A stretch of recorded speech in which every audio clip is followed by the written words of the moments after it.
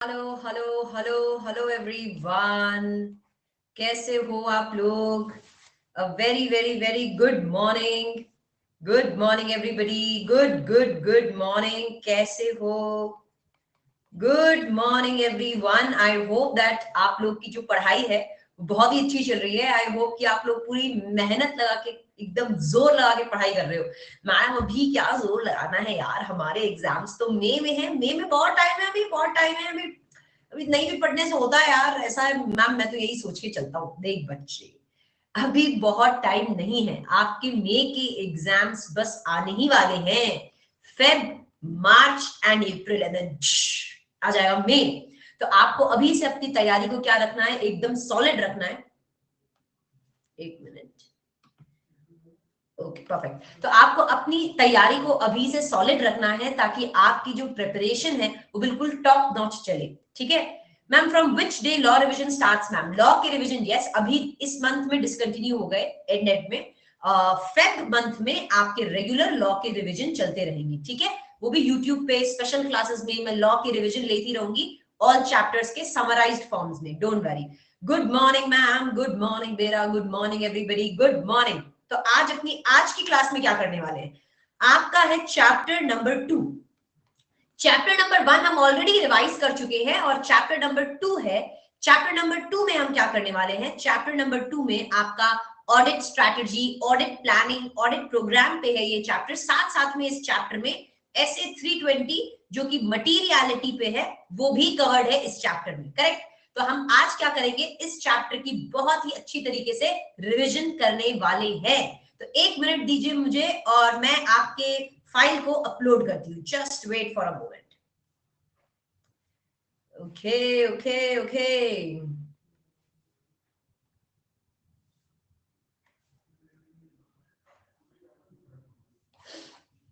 All right. So आज थोड़ी सी ऊपर नीचे होगी ना, 15 मिनट की टाइमिंग। हाँ मैंने सबको बताया था कि क्लास आज स्टार्ट होगी 11 AM। बट क्या हुआ ना, थोड़ा 15 मिनट ऊपर नीचे हो गया। As you know that Nepal और इंडिया के टाइमिंग में 15 मिनट का क्या है, थोड़ा सा गैप है, थोड़ा सा फर्क है। तो उस कारण क्या हुआ कि नेपाल इज 15 मिनट्स अहेड। मुझे क्लास 11:15 यहाँ पे शेड्यूल करनी चाहिए थी और मैंने 11 AM शेड्यूल कर ली, तो वो इंडिया का 10:45 हो गया। इस कारण थोड़ा सा 15 मिनट ऊपर नीचे हो गया। Ma'am how can I get link of all your Unacademy classes? आप एक काम करो, अनअकैडमी के टेलीग्राम चैनल को ज्वाइन कर लो, आपको सारे लिंक्स पता चल जाएंगे। ठीक है, ऑल राइट। सो क्या आप लोग तैयार हैं इस चैप्टर को मेरे साथ एकदम जम के क्रेजी मैनर में रिवाइज करने के लिए? Everybody is ready? हाँ, ऑल राइट। परफेक्टो परफेक्टो परफेक्टो बच्चों। तो आज ये जो चैप्टर है, चैप्टर नंबर 2, ये ऑडिट स्ट्रैटेजी, ऑडिट प्लानिंग और ऑडिट प्रोग्राम पे है ये चैप्टर। इस चैप्टर में थोड़े बहुत अमेंडमेंट्स भी है जिसको मैं कवर करूंगी और साथ में SA 320 जो कि मटीरियलिटी पे है उसे भी हम अपनी क्लास में क्या करेंगे, कवर करने वाले हैं। तो हम 2 मिनट वेट करेंगे for all the students to join, उसके बाद अपने क्या करेंगे, इस क्लास को स्टार्ट करेंगे। Yes everyone? तब तक मुझे बता दो कितने बच्चे हैं यहाँ पे जो सिर्फ ग्रुप 2 दे रहे हैं और कितने बच्चे ऐसे हैं जो बोथ द ग्रुप्स दे रहे हैं। मुझे कमेंट सेक्शन में सारे के सारे बताएंगे। चलो आ जाओ everybody. Both the groups, both the groups. अरे बाबा, both the groups. Okay, both, सारे बोथ वाले हैं यहाँ पे। Okay, group 2। All right, all right. Group two both, both G2 group 2। Okay okay. So कुछ बच्चे बोथ वाले हैं और कुछ बच्चे सिर्फ ग्रुप 2 वाले हैं। डोंट वरी, अपने मेरे लॉ के रिविजन्स भी चालू रहेंगे आप लोगों के साथ। आपको पता होगा लॉ को भी मैं रिवाइज करवाती हूँ बिल्कुल समराइज्ड मैनर में, ईच एंड एवरी टॉपिक। तो लॉ का रिवीजन भी मैं आपका यूट्यूब पे लूंगी। फेब से कंटिन्यूस रिविजन होंगे और आप ऑडिट, आई होप कि आप पढ़ ही रहे होंगे मेरे साथ, तो ऑडिट के रिविजन भी आपके चलते रहेंगे। और इसी तरीके से जैसे चैप्टर नंबर 1 का हमने रिविजन लिया, वैसे ही चैप्टर नंबर 2 का हम क्या लेते रहेंगे, रिविजन लेते रहेंगे। ऑल राइट, चलिए। Ma'am will you revise all the chapters of law? Yes of course we will revise all the chapters of law. But ऐसा नहीं कि आप सिर्फ टीचर पे डिपेंड होकर रह गए, मैम हम अपनी पढ़ाई करेंगे। नहीं, सेल्फ स्टडी सबसे ज्यादा इंपॉर्टेंट होती है। आज की क्लास को स्टार्ट करने से पहले सबसे पहले मैं एक चीज बोलना चाहूंगी, सेल्फ स्टडीइंग जो है वो बहुत इंपॉर्टेंट है। आप लोग पढ़िए, क्लास में आइए, रिवाइज कीजिए, बट खुद को भी कॉन्सेप्ट याद रखने पड़ेंगे क्योंकि एट द एंड आपको एग्जाम में लिखना है। सो प्लीज आप एक बार रिविजन होते हैं तो खुद भी अपने आप से रिवाइज करें ताकि कॉन्सेप्ट आपको याद रहे। ठीक है? Hello madam, good morning, good morning बेरा, गुड मॉर्निंग, गुड मॉर्निंग। तो चलिए आज की क्लास को स्टार्ट करते हैं। Give me a thumbs up and let's get the class started.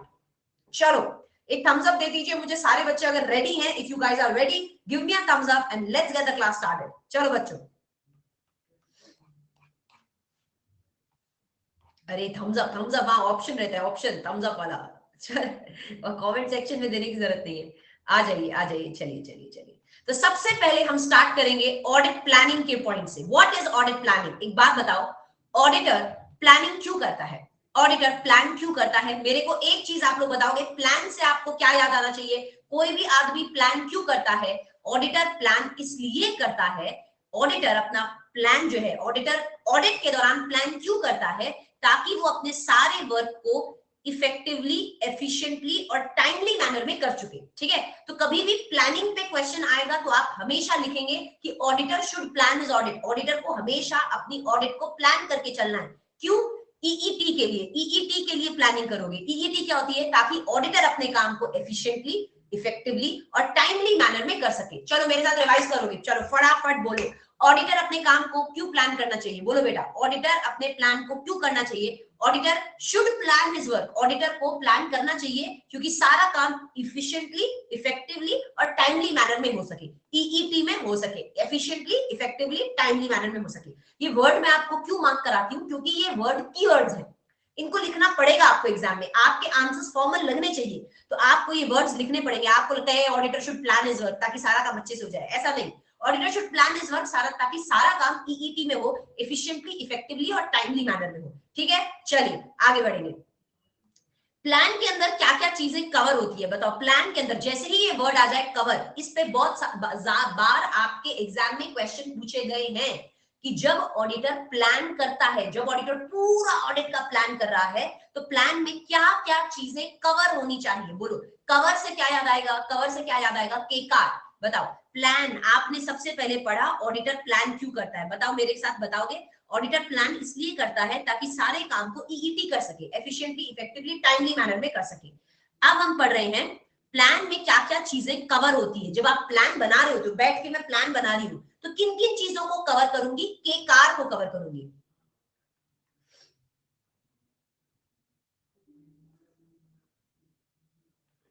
Ma'am आप हर second third day chapter number 2 इससे आगे. सबसे पहले साहिल, हमने सिर्फ चैप्टर नंबर 1 का रिवीजन किया है. चैप्टर नंबर 2 को मैंने पढ़ाया है, उसका रिवीजन नहीं किया है, तो चैप्टर नंबर 2 का रिवीजन करेंगे. अगर आप साहिल अगर आप अनअकैडमी प्लस पे आएंगे तो आपको सारे चैप्टर्स यानी विच वेज डिटेल्ड रूप में मिल रहे हैं तो आप कर सकते हैं वहां से. ऑलरेडी चैप्टर फ्रॉड का हो गया, ऑडिट डॉक्यूमेंटेशन का हो गया, ऑडिट रिपोर्ट का ऑलमोस्ट खत्म होने वाला है. सो यू कैन ज्वाइन के कार. आ जाओ. प्लान में क्या क्या चीजें कवर होनी चाहिए? एवरीबॉडी चलो बता दो प्लान में क्या क्या चीजें कवर होनी चाहिए. जब आप प्लान बनाते हो बेटा, जब बैठ के प्लान बनाते हो, प्लान में क्या क्या चीजें कवर होनी चाहिए? के कार कवर होना चाहिए. के मतलब आपको क्या ऑब्टेन करना है? नॉलेज ऑब्टेन करना है. किसका नॉलेज ऑब्टेन करोगे? क्लाइंट के अकाउंटिंग सिस्टम का और क्लाइंट के इंटरनल कंट्रोल सिस्टम का आप क्या करोगे? नॉलेज ऑब्टेन करोगे. सारे के सारे काम को क्या करोगे? आप अच्छे से क्या करोगे? कोऑर्डिनेट करोगे. क्योंकि प्लान बना रहे हो तो काम को कोऑर्डिनेट करना पड़ेगा कि नहीं? हाँ जी मैडम, आप कोऑर्डिनेट करेंगे. ए मतलब आप ये देखेंगे कि जो ऑडिट प्रोसीजर्स आप परफॉर्म कर रहे हैं उन ऑडिट प्रोसीजर्स का एनटीई क्या होगा. मतलब आप कोई भी ऑडिट प्रोसीजर्स करेंगे तो ऑडिट प्रोसीजर किस नेचर में, किस समय, किस एक्सटेंट तक करेंगे वो आप प्लान के दौरान ही कवर कर लेंगे. आप ये डिसाइड करेंगे कि आपको कितना रिलायंस प्लेस करना है, डिग्री ऑफ रिलायंस कितना प्लेस करना है कंपनी के इंटरनल कंट्रोल पे. चलो आ जाओ मेरे साथ बता दो. कवर. कवर कहाँ लगा हुआ होता है? आप अगर अज्यूम करें, कवर आपने कहाँ देखा है? नया नया कोई गाड़ी खरीदते हैं तो उसमें पूरा कवर लगा हुआ होता है. तो के कार. के कार याद रखेंगे. के कार. प्लान में क्या क्या चीजें कवर होनी चाहिए? बोलो मेरे साथ एवरीबॉडी. चलो रिवाइज करो. के मतलब आप नॉलेज ऑब्टेन करेंगे. जब आप प्लान बनाएंगे तो क्लाइंट के अकाउंटिंग सिस्टम, क्लाइंट के इंटरनल कंट्रोल सिस्टम की नॉलेज ऑब्टेन करेंगे. Very good. सी मतलब सारे के सारे काम को आप क्या कर लेंगे? अच्छे से कोऑर्डिनेट कर लेंगे. ए मतलब आप ये देखेंगे कि ऑडिट प्रोसीजर्स जो आप परफॉर्म करने वाले हो उन सारे ऑडिट प्रोसीजर्स का क्या नेचर है, किस समय करना है, किस एक्सटेंट तक करना है, ये आप देखेंगे. आर मतलब आप ये देखेंगे कि कितना रिलायंस आपको प्लेस करना है कंपनी के इंटरनल कंट्रोल्स पे. क्या आपको ज्यादा रिलायंस प्लेस करना है कि कम? तो प्लान बनाने के दौरान ही आप क्या कर लेंगे ये देख लेंगे. एवरीबॉडी सबको समझ में आ गया? के कार. यस. आगे बढ़ेंगे. Very very good. चलिए आगे बढ़ते हैं. ओके. तो आपके मैम हमारे एग्जाम में इस पॉइंट पे कैसे क्वेश्चन पूछा जा सकता है? देख तेरे को कैसा क्वेश्चन पूछा जाएगा. बोला जाएगा plan should be made to cover, कहता है प्लान के अंदर आप क्या कवर करेंगे, आप नॉलेज अक्वायर करेंगे वहां के अकाउंटिंग सिस्टम की और वहां के इंटरनल कंट्रोल सिस्टम की। आपको बोला है एक्सप्लेन करो इस पॉइंट को। तो एक बात बताओ, प्लान में आप क्या चीजें कवर करते हो, अभी मैंने बताया कि कार कवर करते हो। तो यहाँ पे बोला है प्लान के दौरान सिर्फ आप नॉलेज ऑब्टेन करोगे अकाउंटिंग सिस्टम और इंटरनल कंट्रोल सिस्टम की। तो आप एक्सप्लेन में क्या करोगे, आप बोलोगे प्लान में सिर्फ नॉलेज ही ऑब्टेन नहीं करते, सारे काम को कोऑर्डिनेट भी करते हैं, ऑडिट प्रोसीजर के एनटीई को भी डिसाइड करते हैं, और आप ये भी देखते हैं कि कितना रिलायंस प्लेस करना है इंटरनल कंट्रोल पे। तो सिर्फ नॉलेज नहीं, ये चीजें भी कवर होती है। Everybody understood? इस तरीके का क्वेश्चन ये आपका आरटीपी क्वेश्चन है, आरटीपी मे 21 का क्वेश्चन है। ऐसे क्वेश्चन एग्जाम में पूछे जा सकते हैं। तो कवर याद आते ही, प्लान और कवर ये दो वर्ड याद आते ही के क्या याद आएगा, के कार याद आएगा। चलिए परफेक्टो, अब आगे बढ़ते हैं। Very very good. अच्छा, ये सबको पता ही होगा, मेरे को इसका आंसर दे देंगे। Plan is a dash process of an audit. बताओ एवरीबॉडी, प्लान किस तरीके का प्रोसेस है? प्लान एक कंटिन्यूअस प्रोसेस है, एक डिस्क्रीट प्रोसेस है, neither continuous not discrete. Everybody will answer. बता दो फटाफट फटाफट। Very very good. चलो, वेरी वेरी नाइस। प्लानिंग क्या है? एक कंटिन्यूअस प्रोसेस है, मतलब थ्रू आउट द ऑडिट आप क्या करते रहते हो, प्लान करते रहते हो। तो planning is a continuous process, continuously ये प्रोसेस क्या चलता रहता है। ठीक है, ओके परफेक्ट। आगे बढ़ेंगे आगे बढ़ेंगे आगे बढ़ेंगे। Benefits of planning. तो आपने अभी तक क्या पढ़ा? अभी तक पढ़ा कि प्लान क्यों बनाते हैं, ईईटी के लिए प्लान बनाते हैं ताकि सारे काम को एफिशिएंटली, इफेक्टिवली, टाइमली मैनर में कर सके। फिर आपने ये देखा कि प्लान के अंदर क्या क्या चीजें कवर होती है, के car is the memory technique. Very very good. उसके बाद आप क्या पढ़ेंगे, एडवांटेजेस ऑफ प्लानिंग। प्लान करने के क्या फायदे हैं? प्लान क्यों बनाए मैडम, यार इतना टाइम प्लान बनाने में इतना टाइम वेस्ट होता है ना, क्यों बनाए? बेटा अगर तू प्लान करके ऑडिट करेगा ना तो किसको पकड़ पाएगा? स्कैम्स को पकड़ पाएगा। किसको? स्कैम्स को। अगर तुम प्लान करके ऑडिट करोगे तो किसको पकड़ पाओगे? स्कैम्स को क्या कर पाओगे? पकड़ पाओगे। तो P scams is the memory technique. आ जाओ देखो, पी मतलब आप टाइम से सारे पोटेंशियल प्रॉब्लम्स को आइडेंटिफाई भी कर पाओगे, सॉल्व भी कर पाओगे। सारे के सारे पोटेंशियल प्रॉब्लम्स को आप पकड़ भी पाओगे और इन प्रॉब्लम्स को सॉल्व भी कर पाओगे। एस मतलब अगर आपने प्लान बना लिया है तो उसके हिसाब से आप अपने एंगेजमेंट टीम मेंबर्स को क्या कर सकते हो? सेलेक्ट कर सकते हो कि कौन से लोग आपको चाहिए। आपको लगता है प्लान के हिसाब से अरे काम तो बहुत कॉम्प्लिकेटेड है, तो आप उस हिसाब से अपने एंगेजमेंट टीम मेंबर्स को क्या कर सकते हैं? सेलेक्ट कर सकते हैं। सी मतलब coordination of work done by auditors. अगर आप प्लान बनाएंगे तो बेनिफिट क्या मिलेगा? सब लोगों के काम को, जो भी ऑडिटर्स आपके साथ काम कर रहे हैं, सारे के सारे काम को आप क्या कर सकते हैं? कोऑर्डिनेट कर सकते हैं। तो coordination of work done. A appropriate attention आप दे सकते हैं किस पे? इंपॉर्टेंट एरियाज पे। अगर प्रॉपर प्लान बना हुआ है तो आपको पता होगा कि इंपॉर्टेंट एरियाज कौन कौन से हैं, तो इंपॉर्टेंट एरियाज पे आप क्या दे सकते हैं? अप्रोप्रिएट अटेंशन दे सकते हैं। एम मतलब पूरे के पूरे ऑडिट को आप मैनेज कर पाओगे, पूरा ऑडिट अच्छे से मैनेज हो जाएगा।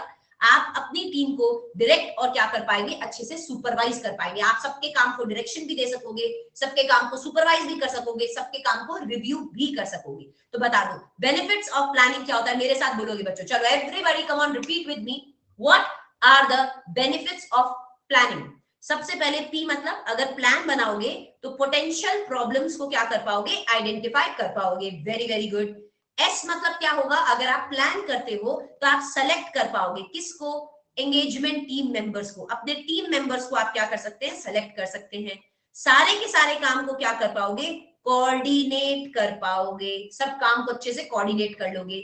ए मतलब क्या था बता दो एवरीबॉडी? अटेंशन। आपको ये पता रहेगा कि कौन से काम पे कितना अटेंशन देना है। अप्रोप्रिएट अटेंशन दे पाओगे इंपॉर्टेंट एरियाज पे, जो एरियाज इंपॉर्टेंट है वहां पे आप अप्रोप्रिएट अटेंशन दे पाएंगे। एम मतलब पूरे के पूरे काम को क्या कर लोगे? तुम लोग ढंग से बैठ के मैनेज कर लोगे, सारा काम अच्छे से मैनेज हो जाएगा। एंड एस मतलब क्या था? बता दे बेटा, बता दे बता दे बता दे बता दे एवरीबॉडी। आप सारे काम को क्या कर पाएंगे? डायरेक्ट और सुपरवाइज कर पाएंगे। Very very good. तो ये होते हैं एडवांटेजेस ऑफ प्लानिंग। सबको समझ में आया? P scans potential problem, selecting the team members, coordinating the work, appropriate attention देना हर जगह में, पूरे काम को मैनेज करना, डायरेक्ट सुपरवाइज करना पूरे के पूरे काम को। एवरीबॉडी बल्ले बल्ले सब समझ में आ रहा है? हाँ वेरी गुड। अरे नहीं अंशिका, नहीं नहीं आप बेटा टाइम पे हो, मैंने जल्दी क्लास स्टार्ट कर दी। एक्चुअली मेरी तरफ से मेरे एंड से थोड़ी दिक्कत हो गई 15 मिनट की, बट कोई दिक्कत नहीं है। जो बच्चे अभी भी ज्वाइन कर रहे हैं, अभी तक तो हमने स्टार्ट ही किया है, बस आराम से आइए और आराम से पूरे चैप्टर, भी पूरा चैप्टर बाकी है, उसे हम रिवाइज करेंगे, डोंट वरी एट ऑल। चलो आ जाओ। अब हमारा पॉइंट है, जितने भी बच्चे स्टार्ट अभी से हो रहे हैं, डोंट वरी, अब हम स्टार्ट करेंगे ऑडिट स्ट्रैटेजी। अरे मैडम हमारे साथ धोखा किया ना यार। नहीं किया बेटा, ऑडिट स्ट्रैटेजी से स्टार्ट करना। इतना अभी तो बस 10 मिनट का ही क्लास हुआ है, चालू है। आ जाओ, पूरा चैप्टर भी बाकी है, आ जाओ। ऑडिटर ऑडिट स्ट्रैटेजी बनाता है, ठीक है, ऑडिट स्ट्रैटेजी बनाता है। ऑडिट स्ट्रैटेजी क्या सेट करती है ऑडिट में? Scope, timing and direction. Audit strategy क्या सेट करती है? Scope, timing and direction of audit. Audit strategy, बोलो जोर से बोलो। ऑडिट स्ट्रैटेजी एसटी से स्टार्ट होता है। स्ट्रैटेजी किससे स्टार्ट होता है? एसटी। तो बेसिकली ऑडिट स्ट्रैटेजी क्या सेट करेगी? स्कोप, टाइमिंग एंड डायरेक्शन, की मतलब ऑडिट को किस स्कोप में करना है, किस समय पे ऑडिट को खत्म करना है, किस डायरेक्शन में ऑडिट को करना है, ये स्ट्रैटेजी सेट करती है, ठीक है। तो इसको, इस एमसीक्यू का आंसर दे दो। Dash sets the scope, timing, direction of audit and guides the development of more detailed audit plan. ऐसी कौन सी चीज है जो एसटीडी सेट करती है ऑडिट का और आपको गाइड करती है कि किस तरीके से प्लान को बनाना है?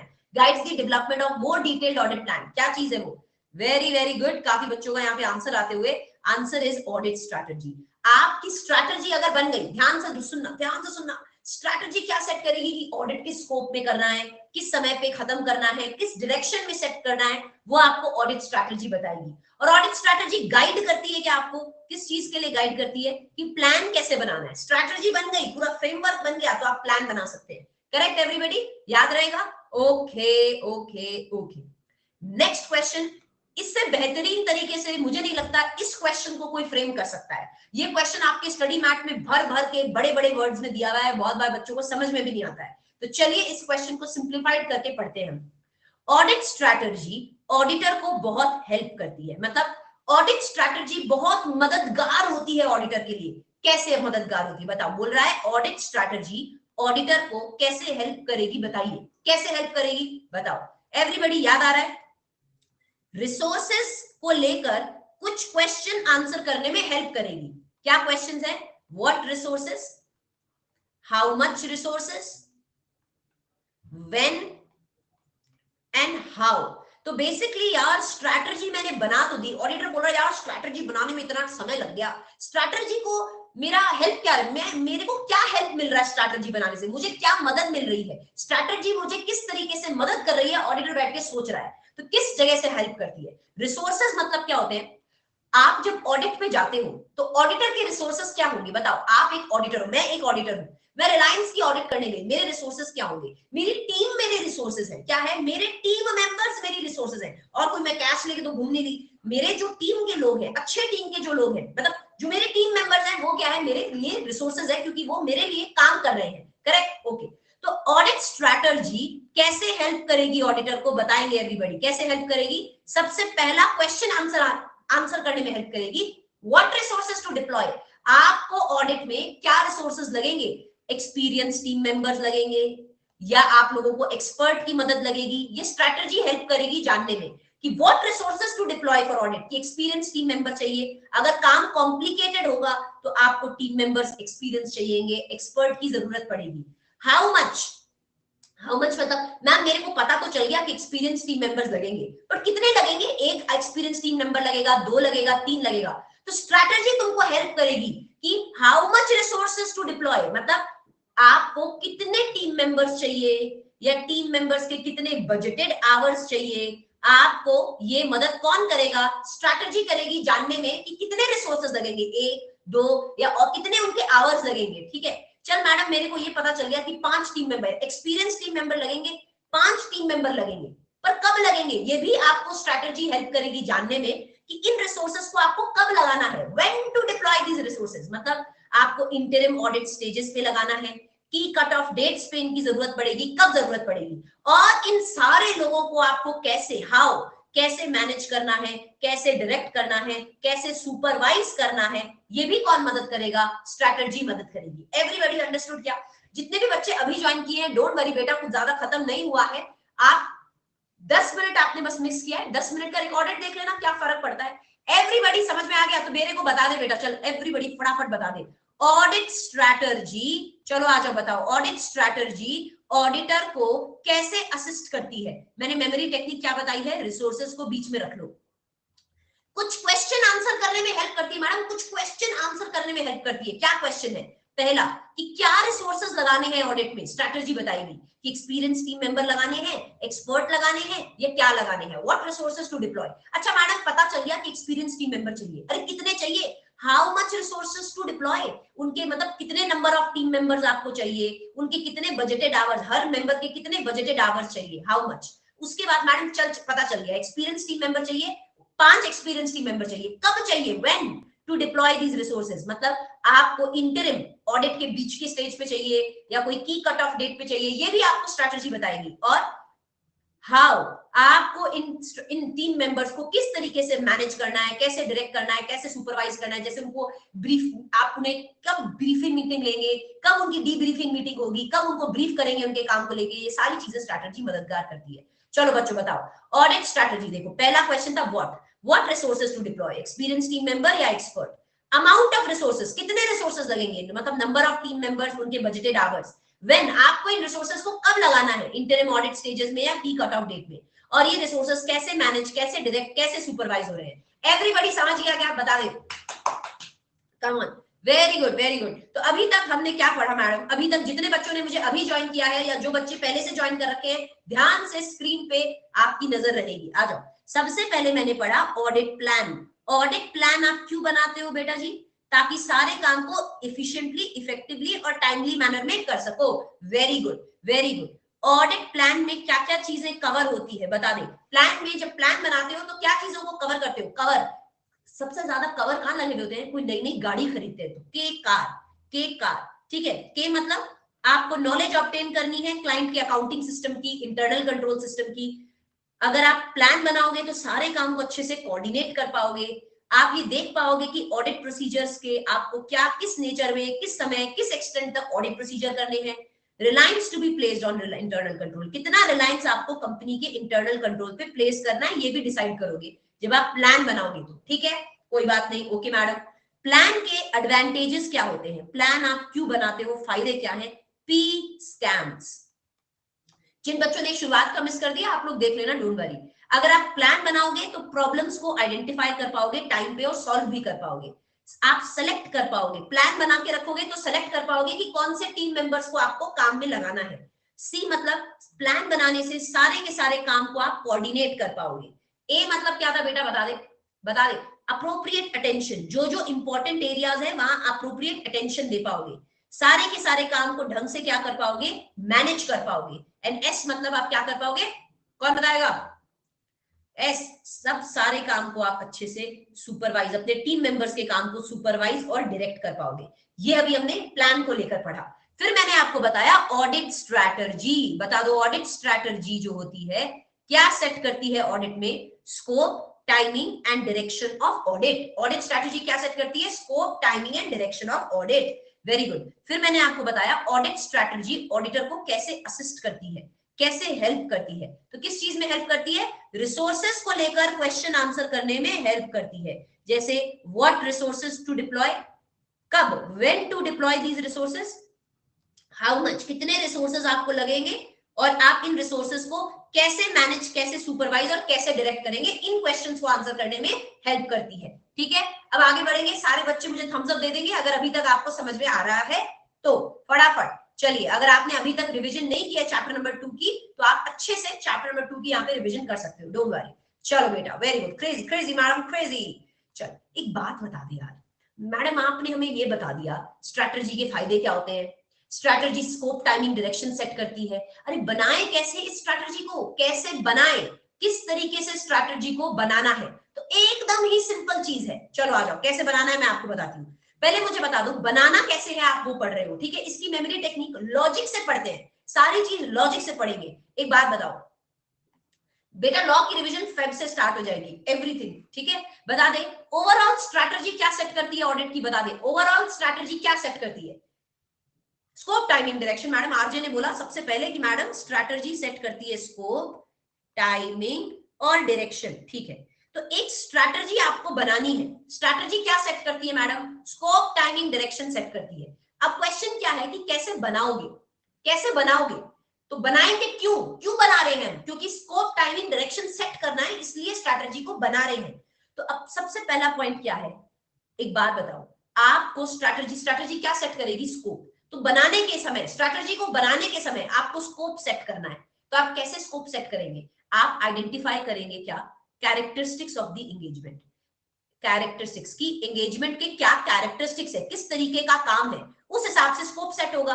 तो बनाने के समय, क्योंकि आपको स्कोप सेट करना है, स्कोप सेट करना है, तो आप क्या आइडेंटिफाई करोगे? स्कोप, कितना ऑडिट करूं, आप इस कंपनी की कितनी ऑडिट करेंगे, तो ये किस पे डिपेंड करता है? Identify the characteristics of engagement. जो भी आप ऑडिट करने जा रहे हो उसके कैरेक्टरिस्टिक्स को आइडेंटिफाई करें। ठीक है मैडम, पहला पॉइंट समझ में आ गया। क्योंकि स्कोप सेट करना है तो हम कैरेक्टरिस्टिक्स को आइडेंटिफाई कर लेंगे कि किस तरीके के कैरेक्टरिस्टिक्स है इस कंपनी के, उस हिसाब से स्कोप सेट होगा। ठीक है। टाइमिंग, एक बात बताओ, ऑडिट कब खत्म करनी है? स्ट्रैटेजी क्या सेट करती है कि ऑडिट को किस समय पे खत्म करना है, टाइम सेट करना है। तो एक बात बताओ, टाइम सेट करने के लिए आप आइडेंटिफाई करोगे, क्या आइडेंटिफाई करोगे? Reporting objectives. रिपोर्टिंग मतलब आपको कब मैनेजमेंट को रिपोर्ट करना है, आप रिपोर्टिंग ऑब्जेक्टिव सेट करोगे।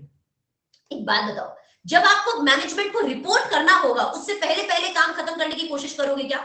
अगर रिपोर्टिंग आपको 1 मई पे करनी है तो आप काम खत्म करने की कोशिश पहले करोगे। 1 मई के काम पहले खत्म हो जाना चाहिए। तो आपको स्ट्रैटेजी क्या सेट करेगी? समय, कि किस समय ऑडिट खत्म करनी है। तो समय के लिए आप क्या देखोगे कि कब रिपोर्ट करना है। तो you will identify the reporting objectives, ताकि आप टाइम सेट कर सको।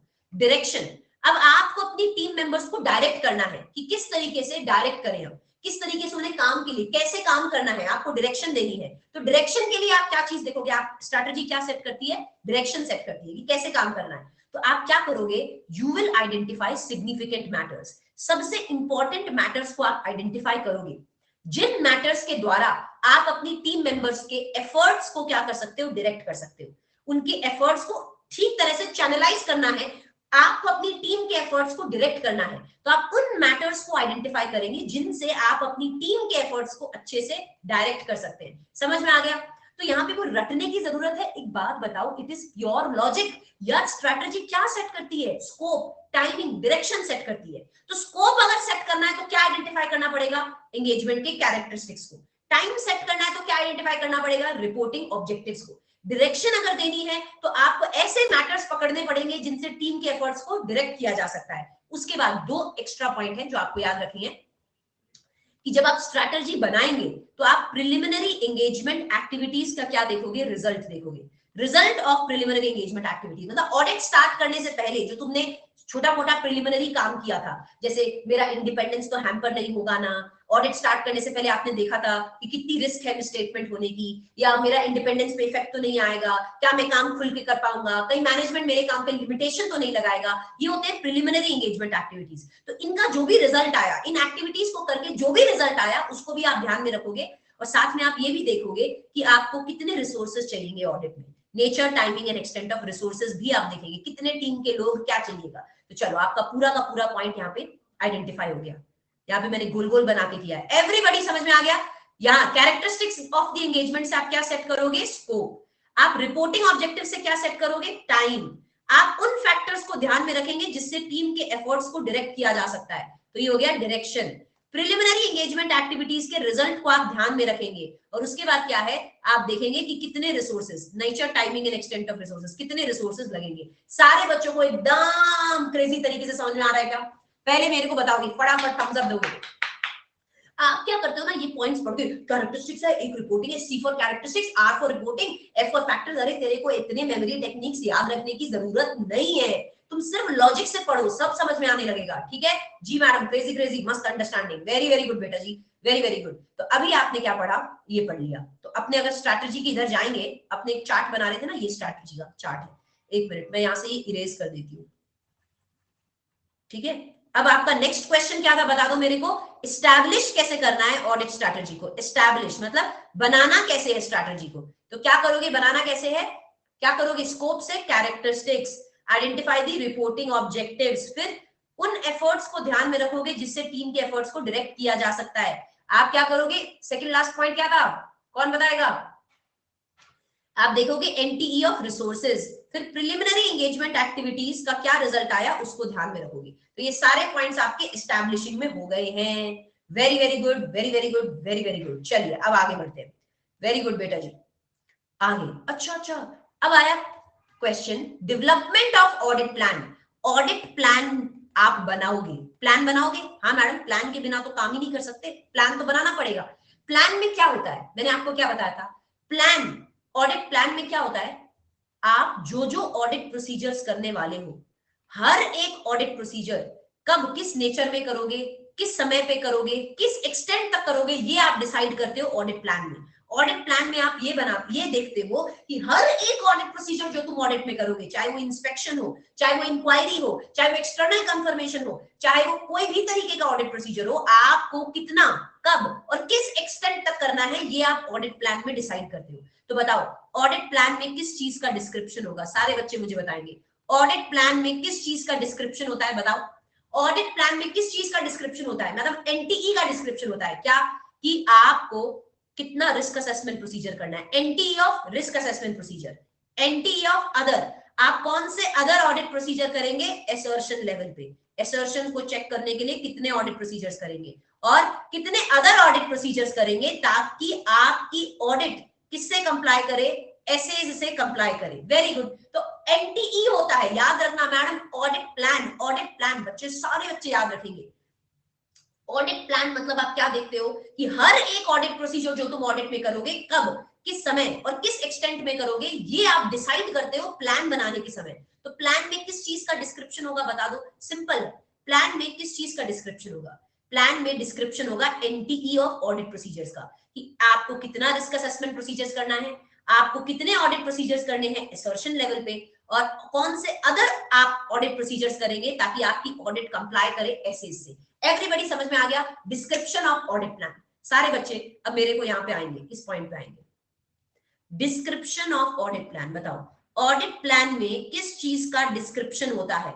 ऑडिट प्लान में एनटीई का डिस्क्रिप्शन होता है कि कौन सी चीज कब कब करनी है। तो NTE of risk assessment procedure, NTE of other audit procedures at assertion level, और दूसरे ऑडिट प्रोसीजर्स जो आप करेंगे ताकि आपकी ऑडिट ऐसे से कंप्लाई करे। सारे बच्चों को क्रेजी क्रेजी तरीके से यहां तक समझ में आया क्या? पूरा का पूरा जो भी मैंने पॉइंट पढ़ाए हैं वो इस स्क्रीन पे आपको दिख रहे हैं कि ऑडिट प्लान क्यों बनाते हैं, ईईटी के लिए प्लान बनाते हैं।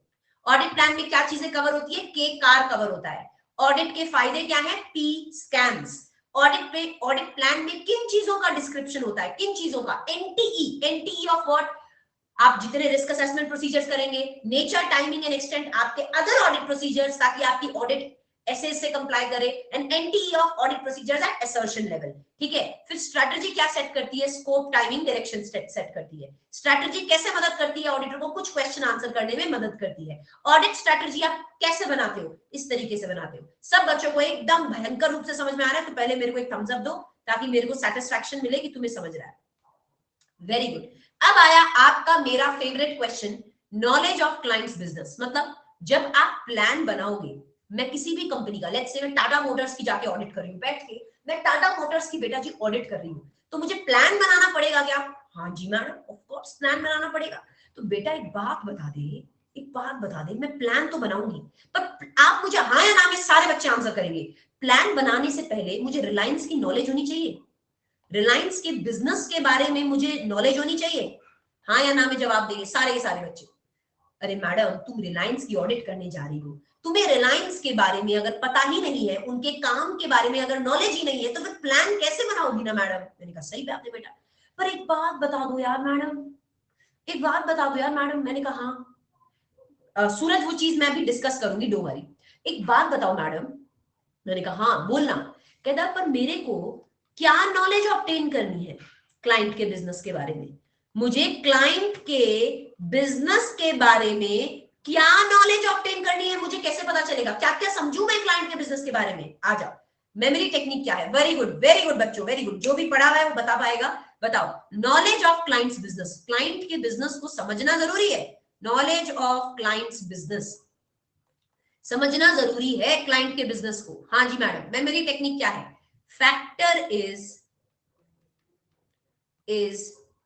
To objective because of policies and reviews, because of policy and reviews. Very very good, very very good. ये पूरा मेमोरी टेक्निक है जिसमें पूरा क्वेश्चन आंसर हो जाता है।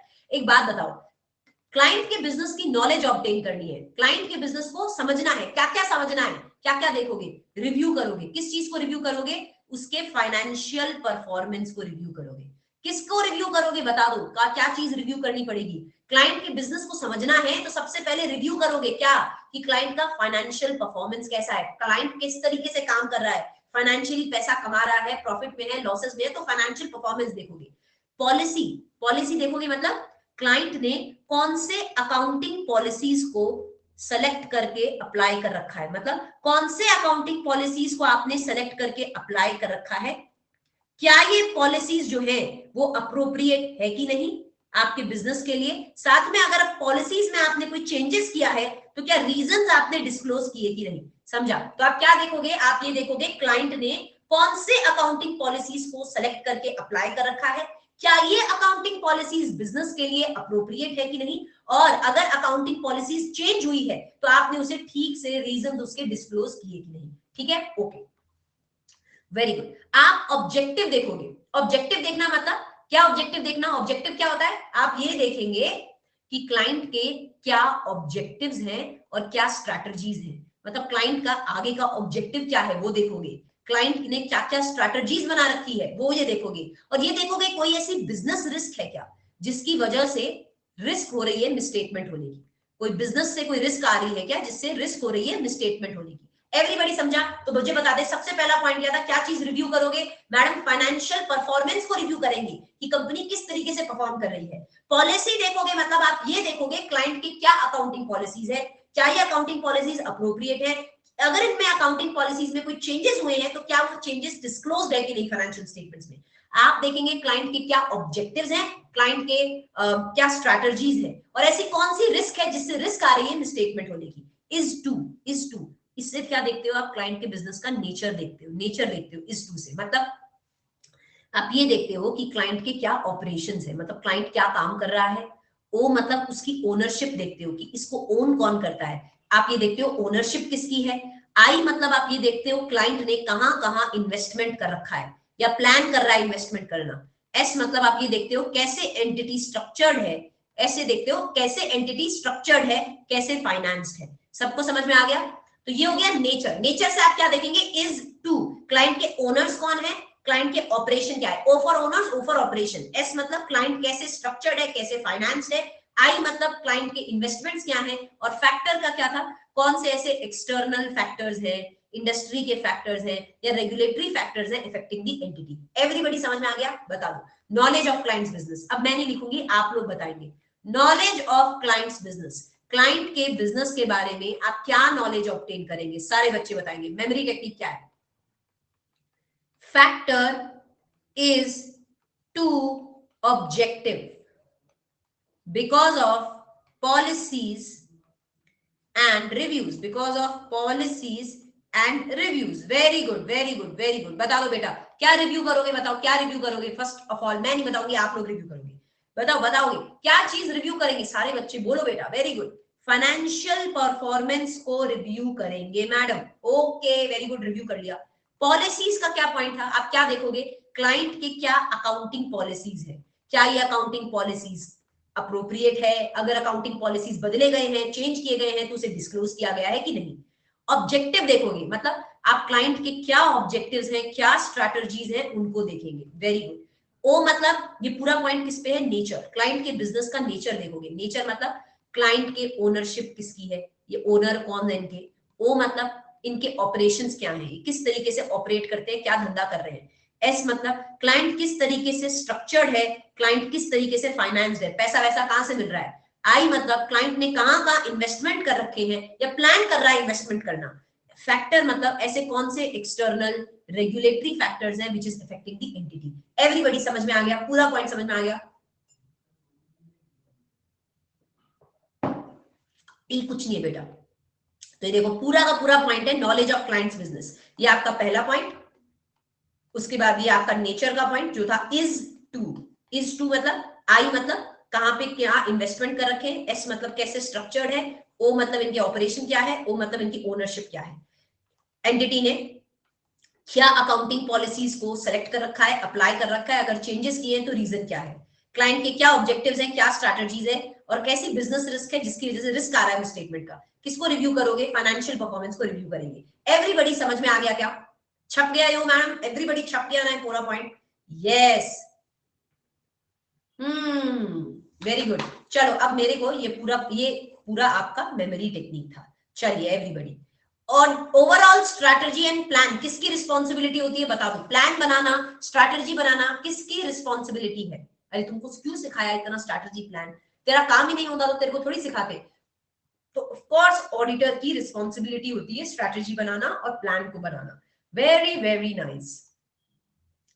अच्छा, मुझे मेरे टीम मेंबर्स के काम को, एंगेजमेंट टीम मेंबर्स मतलब मुझे मेरे टीम के काम को कितना डायरेक्ट करना है, कितना सुपरवाइज करना है, कितना रिव्यू करना है, ये किस पे डिपेंड करता है? मुझे मेरे टीम के काम को कितना, मुझे मेरी इतनी सारी टीम है यार, 4-5 लोग ऑडिट पे गए हैं, मुझे हर आदमी को कितना डायरेक्ट करना है, कितना सुपरवाइज करना है, उसके काम को कितना रिव्यू करना है, ये किस चीज पे डिपेंड करता है? ये कार्स पे डिपेंड करता है। कार्स पे। क्या मैडम? क्या मैडम? कैसे कार्स पे डिपेंड करता है? सबसे पहले आप इंडिविजुअल टीम मेंबर का कैपेबिलिटी और कॉम्पिटेंस देखोगे। मतलब अगर वो होशियार है, केपेबल है, एक्सपीरियंस्ड है, तो उसको इतना डायरेक्शन, सुपरविजन, रिव्यू करने की जरूरत नहीं है। अगर वो कम केपेबल है तो उसे ज्यादा डायरेक्शन देनी पड़ेगी। तो सी मतलब आप इंडिविजुअल टीम मेंबर्स के कैपेबिलिटी, कॉम्पिटेंस को देखोगे। ए मतलब क्या करोगे बताओ, कोई बता सकता है मुझे? Area of audit. आप ये देखेंगे कि कौन सा ऑडिट एरिया चेक किया जा रहा है। अगर वो ऑडिट एरिया बहुत कॉम्प्लिकेटेड है, अगर उसमें बहुत ज्यादा डायरेक्शन की जरूरत है तो डायरेक्ट करोगे। तो आप क्या देखोगे डायरेक्ट करने से पहले कि कौन सा एरिया कौन चेक कर रहा है, एरिया ऑफ ऑडिट। आर मतलब आप देखेंगे कितना रिस्क है मिसस्टेटमेंट होने का, रिस्क ऑफ मिसस्टेटमेंट। अगर रिस्क ज्यादा है तो आप ज्यादा डायरेक्शन देंगे, रिस्क कम है तो कम डायरेक्शन देने से चलता है। एस मतलब क्या करोगे? Size and complexity. आप ये देखेंगे एंटिटी का साइज क्या है और काम कितना कॉम्प्लेक्स है। समझ गए? एंटिटी का अगर साइज बड़ा है, काम अगर कॉम्प्लेक्स है तो ज्यादा डायरेक्शन लगेगा। तो एक बार सारे बच्चे इसको पढ़ लेंगे, मैं यहाँ पे लेकर जाती हूँ आपको। ये है आपका कार्स, तो ये है ए, ये है एस, ये है सी, ये है आर। तो मेमोरी टेक्निक है CARS। आप इसको पढ़िए, मैं आपको एक और इंटरेस्टिंग चीज दिखाती हूँ, डोंट वरी। एक बार इसको पढ़ना सारे बच्चे, मैं एक चीज आपके लिए लेके आती हूँ।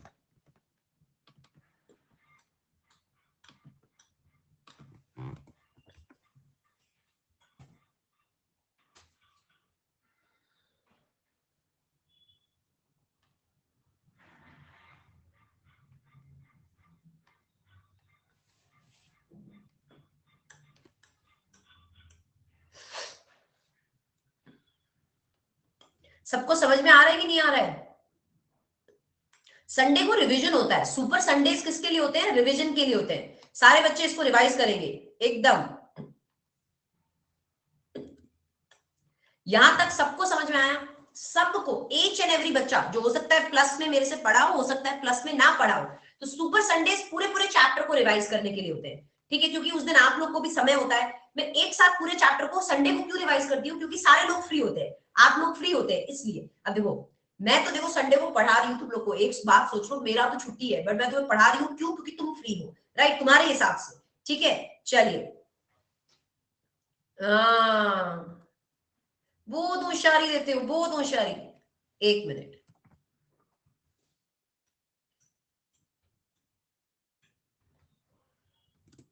चलिए, ओके ओके ओके, आ जाइए।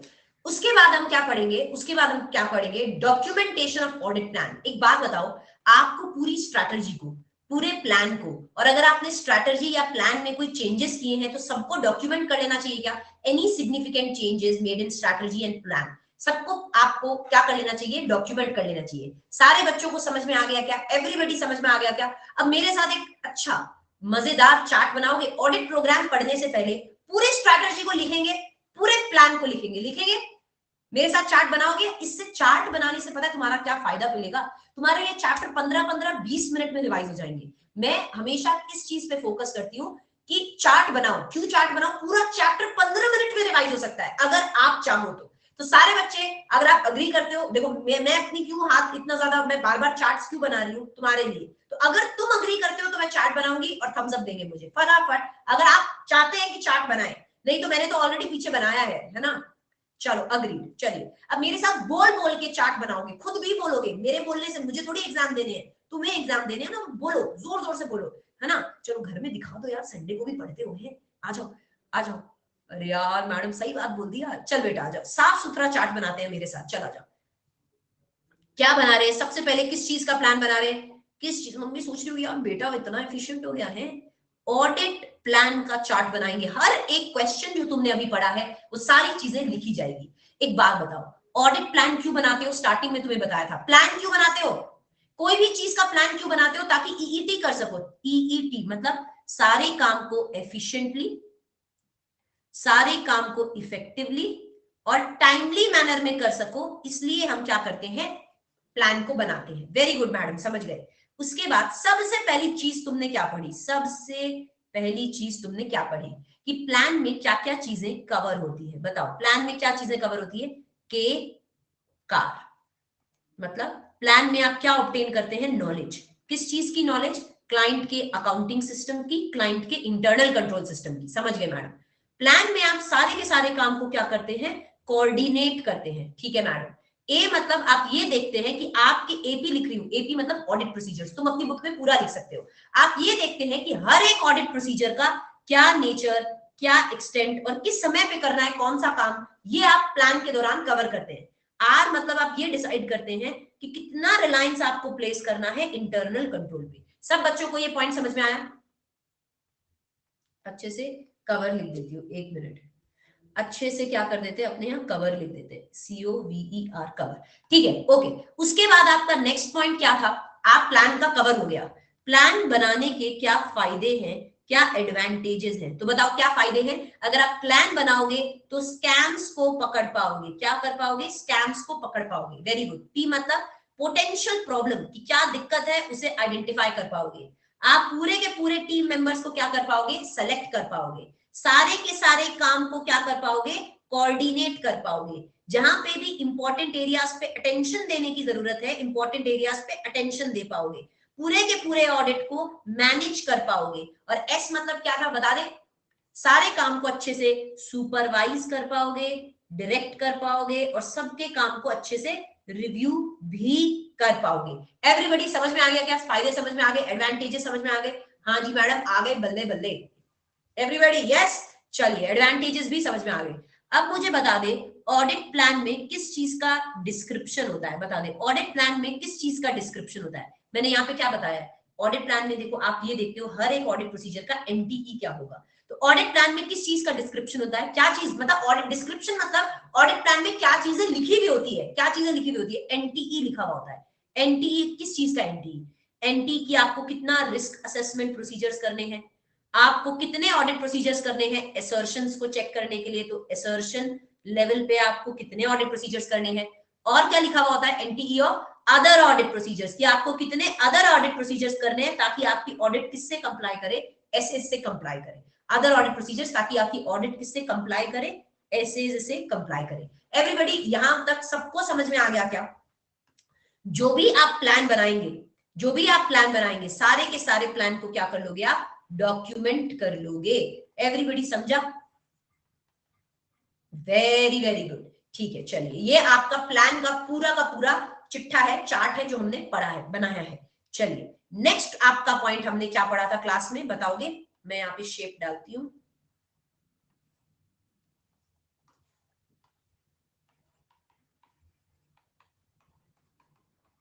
Audit strategy. ऑडिट स्ट्रैटेजी क्या सेट करती है, ऑडिट में scope, timing and direction set करती है, वेरी गुड।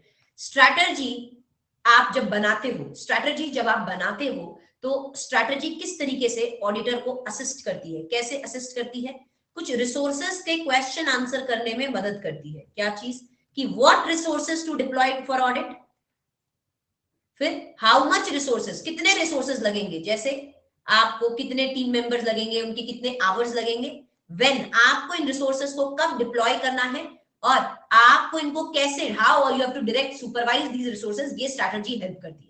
चलो स्ट्रैटेजी जब आप एस्टैब्लिश करते हैं, बनाते हैं जब आप स्ट्रैटेजी को, तो आप कैसे बनाते हैं स्ट्रैटेजी को, आपको क्या सेट करना है, स्कोप सेट करना है, तो आप क्या आइडेंटिफाई करेंगे, characteristics of engagement, very good. फिर आपको समय डिसाइड करना है, तो आप क्या आइडेंटिफाई करेंगे? Reporting objectives. Very good. उसके बाद स्ट्रैटेजी क्या सेट करेगी? डायरेक्शन। तो आप क्या करेंगे? उन सिग्निफिकेंट मैटर्स को आइडेंटिफाई करेंगे जिससे आप अपनी टीम के एफर्ट्स को क्या कर सकते हैं? डायरेक्ट कर सकते हैं। Very very good. उसके बाद प्रिलिमिनरी, पीईए लिख रही हूं, पीईए मतलब प्रिलिमिनरी एंगेजमेंट एक्टिविटीज, आप अपनी बुक में पूरा लिख सकते हो। प्रिलिमिनरी एंगेजमेंट एक्टिविटीज के आप रिजल्ट देखोगे।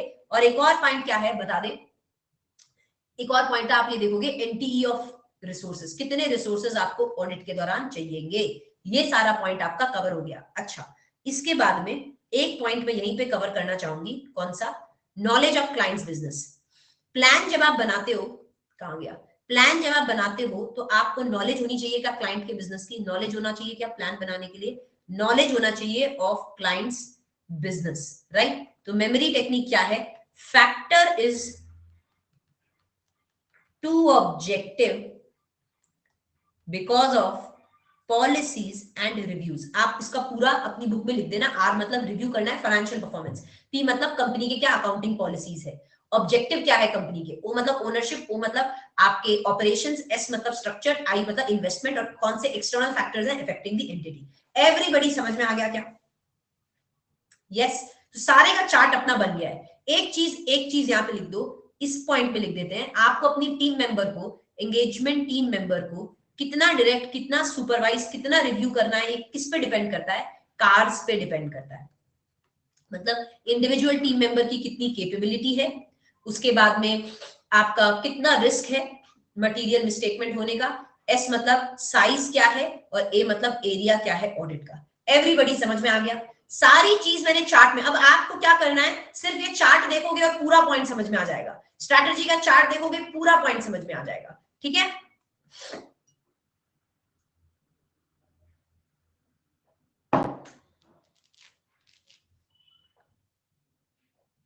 परफेक्टो,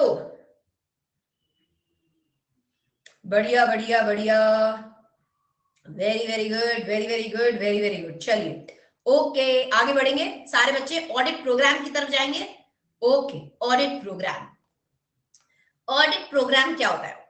चकाचक हो गया सब ma'am, very very good. Audit program क्या है? ऑडिट प्रोग्राम क्या है? ये एक सीरीज है वेरिफिकेशन प्रोसीजर्स, मतलब ये एक सीरीज है कि क्या क्या काम करना है। बड़े बड़े जब ऑडिट्स में जाते हो, मेजर ऑडिट्स में जब आप जाते हैं, बड़े बड़े ऑडिट्स में जाते हैं, तो आप क्या बनाते हैं? एक प्रोग्राम बनाते हैं कि एक मिनट बैटरी लो है, लेट मी प्लग इन।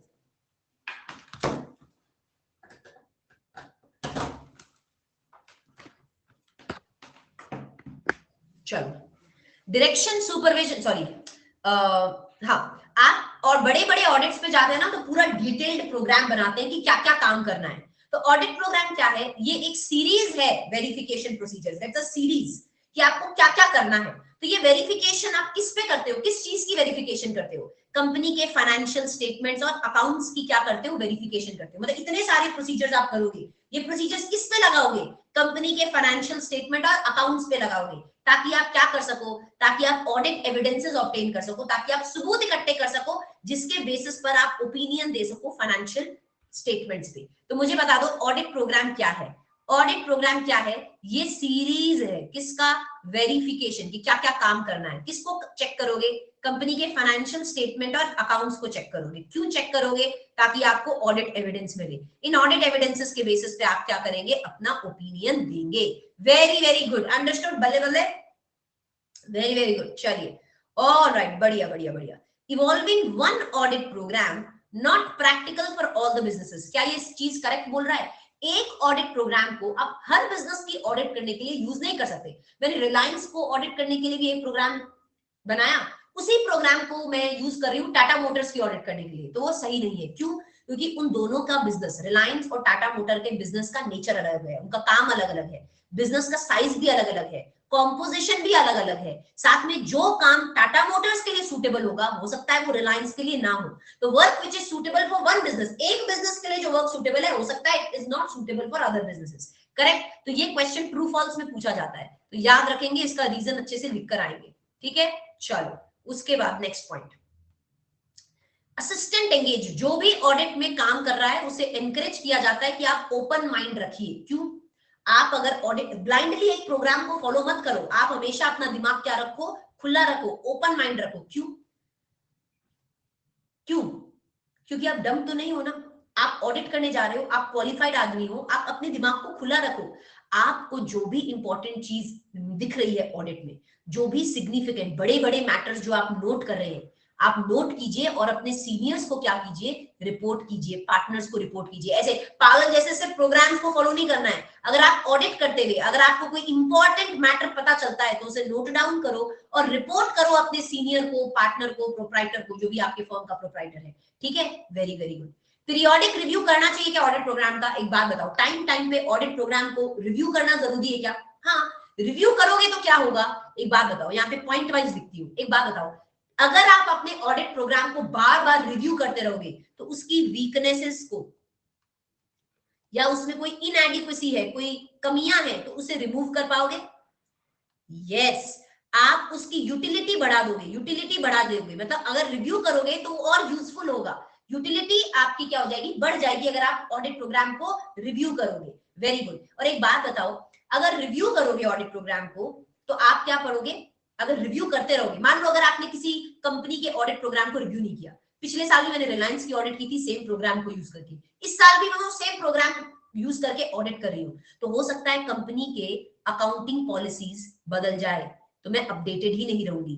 अगर कंपनी के पॉलिसीज बदल गए, मैं तो पुराना प्रोग्राम फॉलो कर रही हूँ, मेरे को तो पता ही नहीं होगा अकाउंटिंग पॉलिसीज बदल गई, तो हो सकता है मैं काम को क्या करूं, नेग्लिजेंटली करूं। मेरे अगेंस्ट कोई केस भी हो सकता है कि मैंने काम को नेग्लिजेंटली किया। इसलिए ऑडिट प्रोग्राम को रिव्यू करते रहो, क्योंकि रिव्यू करोगे तो इनएडिक्वेसीज को हटा पाओगे, यूटिलिटी को बढ़ा पाओगे। साथ में अगर आप रिव्यू नहीं करोगे तो आपको पॉलिसीज जो बदली है आप उससे अपडेटेड नहीं रहोगे और हो सकता है आपके अगेंस्ट कोई चार्ज आ जाए कि आपने नेग्लिजेंटली ऑडिट को किया। एवरीबॉडी, सबको समझ में आ गया? ये पॉइंट मैं आपको क्लास में पढ़ा चुकी हूँ, अगर कोई यूट्यूब वाला बच्चा है तो उसको भी पढ़ा चुकी हूँ। राइट, ओके, ऑल राइट, एक मिनट।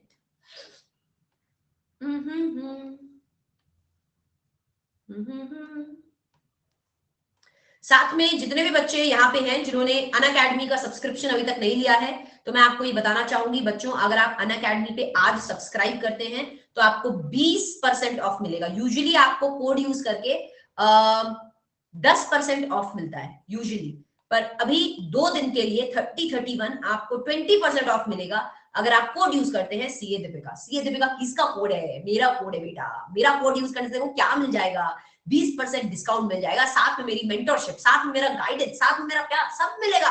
तो बेसिकली कोड यूज करना मत भूलिएगा। अगर आप प्लान कर रहे थे सब्सक्राइब करने के लिए तो आप कोड यूज करना मत भूलिएगा, ठीक है?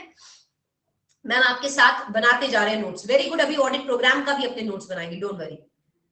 चलो आ जाओ, वेरी वेरी गुड। तो आजा बेटा बना दे, ऑडिट प्रोग्राम बनाते हैं। चला अच्छा, ऑडिट प्रोग्राम बनाएंगे? हाँ बनाएंगे मैडम, क्यों नहीं बनाएंगे। ऑडिट प्रोग्राम क्या है, डिफाइन करते हैं सबसे पहले। What is the definition? क्या है ऑडिट प्रोग्राम? क्या है? It's the series of verification procedure. ये सीरीज है, किसका सीरीज? वेरिफिकेशन प्रोसीजर्स का सीरीज है। ये आप किस पे अप्लाई करते हो? ये आप कंपनी के फाइनेंशियल स्टेटमेंट्स और अकाउंट्स पे अप्लाई करते हो टू ऑब्टेन, ताकि आप क्या ऑब्टेन कर सको, ऑडिट एविडेंसेस को ऑब्टेन कर सको, जिसके बेसिस पर आप क्या दे सके, अपना ओपिनियन दे सके। Very very good. फिर मैंने आपको कुछ कैरेक्टरिस्टिक्स बताए ऑडिट प्रोग्राम के। क्या कैरेक्टरिस्टिक्स बताए? कि one audit program is not useful for all the business. सारे बिजनेस के लिए यूजफुल नहीं है, not useful for all businesses. फिर मैंने आपको बोला बिजनेस लिख देना, मैं पूरा जगह नहीं है, कम जगह है, इसलिए मैं सिर्फ यूएसआई लिख रही हूँ, आप बिजनेस लिख देना। सेकंड मैंने आपको क्या बोला, ऑडिट में जो एंगेजमेंट टीम मेंबर्स है, एंगेजमेंट के जो टीम मेंबर्स हैं उनको एनकरेज किया जाता है कि आप क्या रखिए, ओपन माइंड को रखिए। वेरी वेरी गुड, ठीक है मैडम, ओके। तीसरा आपको पीरियोडिकली क्या करना है, रिव्यू करना है ऑडिट प्रोग्राम को। आप नीचे थोड़ा रीजन लिख सकते हो जगह छोड़ के कि रिव्यू क्यों करना है, ताकि वीकनेस को हटा सके, यूटिलिटी को बढ़ा सके। साथ में आप अगर रिव्यू करते रहेंगे तो आपको चेंजेस के बारे में पता होगा कि कंपनी में क्या चेंजेस हो रहे हैं, उस हिसाब से प्लान को अपडेट किया जा सकता है। अगर आप चेंजेस के बारे में आपको नहीं पता होगा तो आपके ऊपर केस आ सकता है कि आपने नेग्लिजेंटली ऑडिट को किया। यहां तक समझ में आया? Yes, okay. तो आप लोग क्या करेंगे, कोड यूज करना मत भूलना, जितने भी बच्चे हैं। हाँ, 20% ऑफ चाहिए ना, तो you have to use this code. आ जाओ, चलो आ जाओ। ओके, अरे मैडम यूज कर लेंगे। चलिए, ऑडिट प्रोग्राम आप कहां कहां से सब्सक्राइब वाले यस यस बोल रहे, तुमने तो सब्सक्रिप्शन ले लिया ऑलरेडी। चलो, ऑडिटर ऑडिट एविडेंसेस को बहुत जगह से पिक करता है। इस क्वेश्चन पे स्टार मार्क कर देना। ये क्वेश्चन बहुत बार आपकी आरटीपी तक आके रुक गया है। आरटीपी तक आता है पर एग्जाम में पूछा नहीं गया अभी तक, तो हो सकता है ये क्वेश्चन एग्जाम में पूछा जा सके। ऑडिटर ऑडिट एविडेंसेस को, सबूतों को, एविडेंसेस को बहुत सारी जगहों से आप पिक करते हो। सबूत बहुत जगह से आप इकट्ठे करते हो। कैसे इकट्ठे करते हो, कहां से इकट्ठे करते हो? आप एग्जामिनेशन करते हो। किस चीज का एग्जामिनेशन करते हो? डॉक्यूमेंट्स का एग्जामिनेशन करते हो, डॉक्यूमेंट्री। और आप किस चीज को एग्जामिन करते हो? फिजिकल एग्जामिनेशन करते हो, मतलब चीजों को फिजिकली जाके चेक करते हो, जैसे इन्वेंट्री को, एसेट्स को फिजिकल एग्जामिनेशन करते हो। तो बताओ क्या करते हो? डॉक्यूमेंट्स को कहां कहां से पिक करते हो? एग्जामिन करते हो। फिजिकल डॉक्यूमेंट को भी एग्जामिन करते हो, फिजिकल एग्जामिनेशन भी करते हो। आप क्या मांगते हो? स्टेटमेंट्स और एक्सप्लेनेशन मांगते हो। किससे स्टेटमेंट्स और एक्सप्लेनेशन मांगते हो? आप इंक्वायरी मैनेजमेंट से भी करते हो, अंदर के एम्प्लॉय से भी करते हो, थर्ड पार्टी से भी आप चीजें मांगते रहते हो, जैसे डेटर, क्रेडिटर वगैरह जो थर्ड पार्टी है उनसे भी आप चीजें मांगते रहते हैं। तो मुझे बताओ क्या एग्जामिन, डॉक्यूमेंट्स, एविडेंसेस आप कहां कहां से पिक करते हो? बताओ, एविडेंसेस को आप कहां कहां से पिक करते हो? मैं आप एग्जामिन करते हो। किसको? डॉक्यूमेंट्स को। किसको एग्जामिन करते हो? Physical examination. Statement and explanation किससे मांगते हो? मैनेजमेंट और एम्प्लॉय से, थर्ड पार्टी से। उसके बाद आप क्या चेक करते हो? मैनेजमेंट की मिनट्स वगैरह भी चेक करते हो, मिनट्स से भी इंफॉर्मेशन मिलती है। अर्थमेटिकल कैलकुलेशंस को भी चेक करते हो। और क्या चेक करते हो? आप सब्सिडरी, जो कंपनी अपने पर्पस के लिए जो रिकॉर्ड्स मेंटेन करती है, सब्सिडरी रिकॉर्ड्स को भी आप चेक करते हैं। साथ में आप क्या करते हैं? साथ में क्या करते हैं? आप इंटर रिलेशनशिप चेक करते हैं अकाउंटिंग डेटा का। सिंपल, समझ में आ गया? एवरीबॉडी समझ में आ गया? तो बताओ ये पॉइंट कैसे याद रहेगा? एग्जामिन करते हो, एग्जामिनेशन पे दो पॉइंट है, physical examination, documentary examination. Statement explanation मांगते हो, किससे?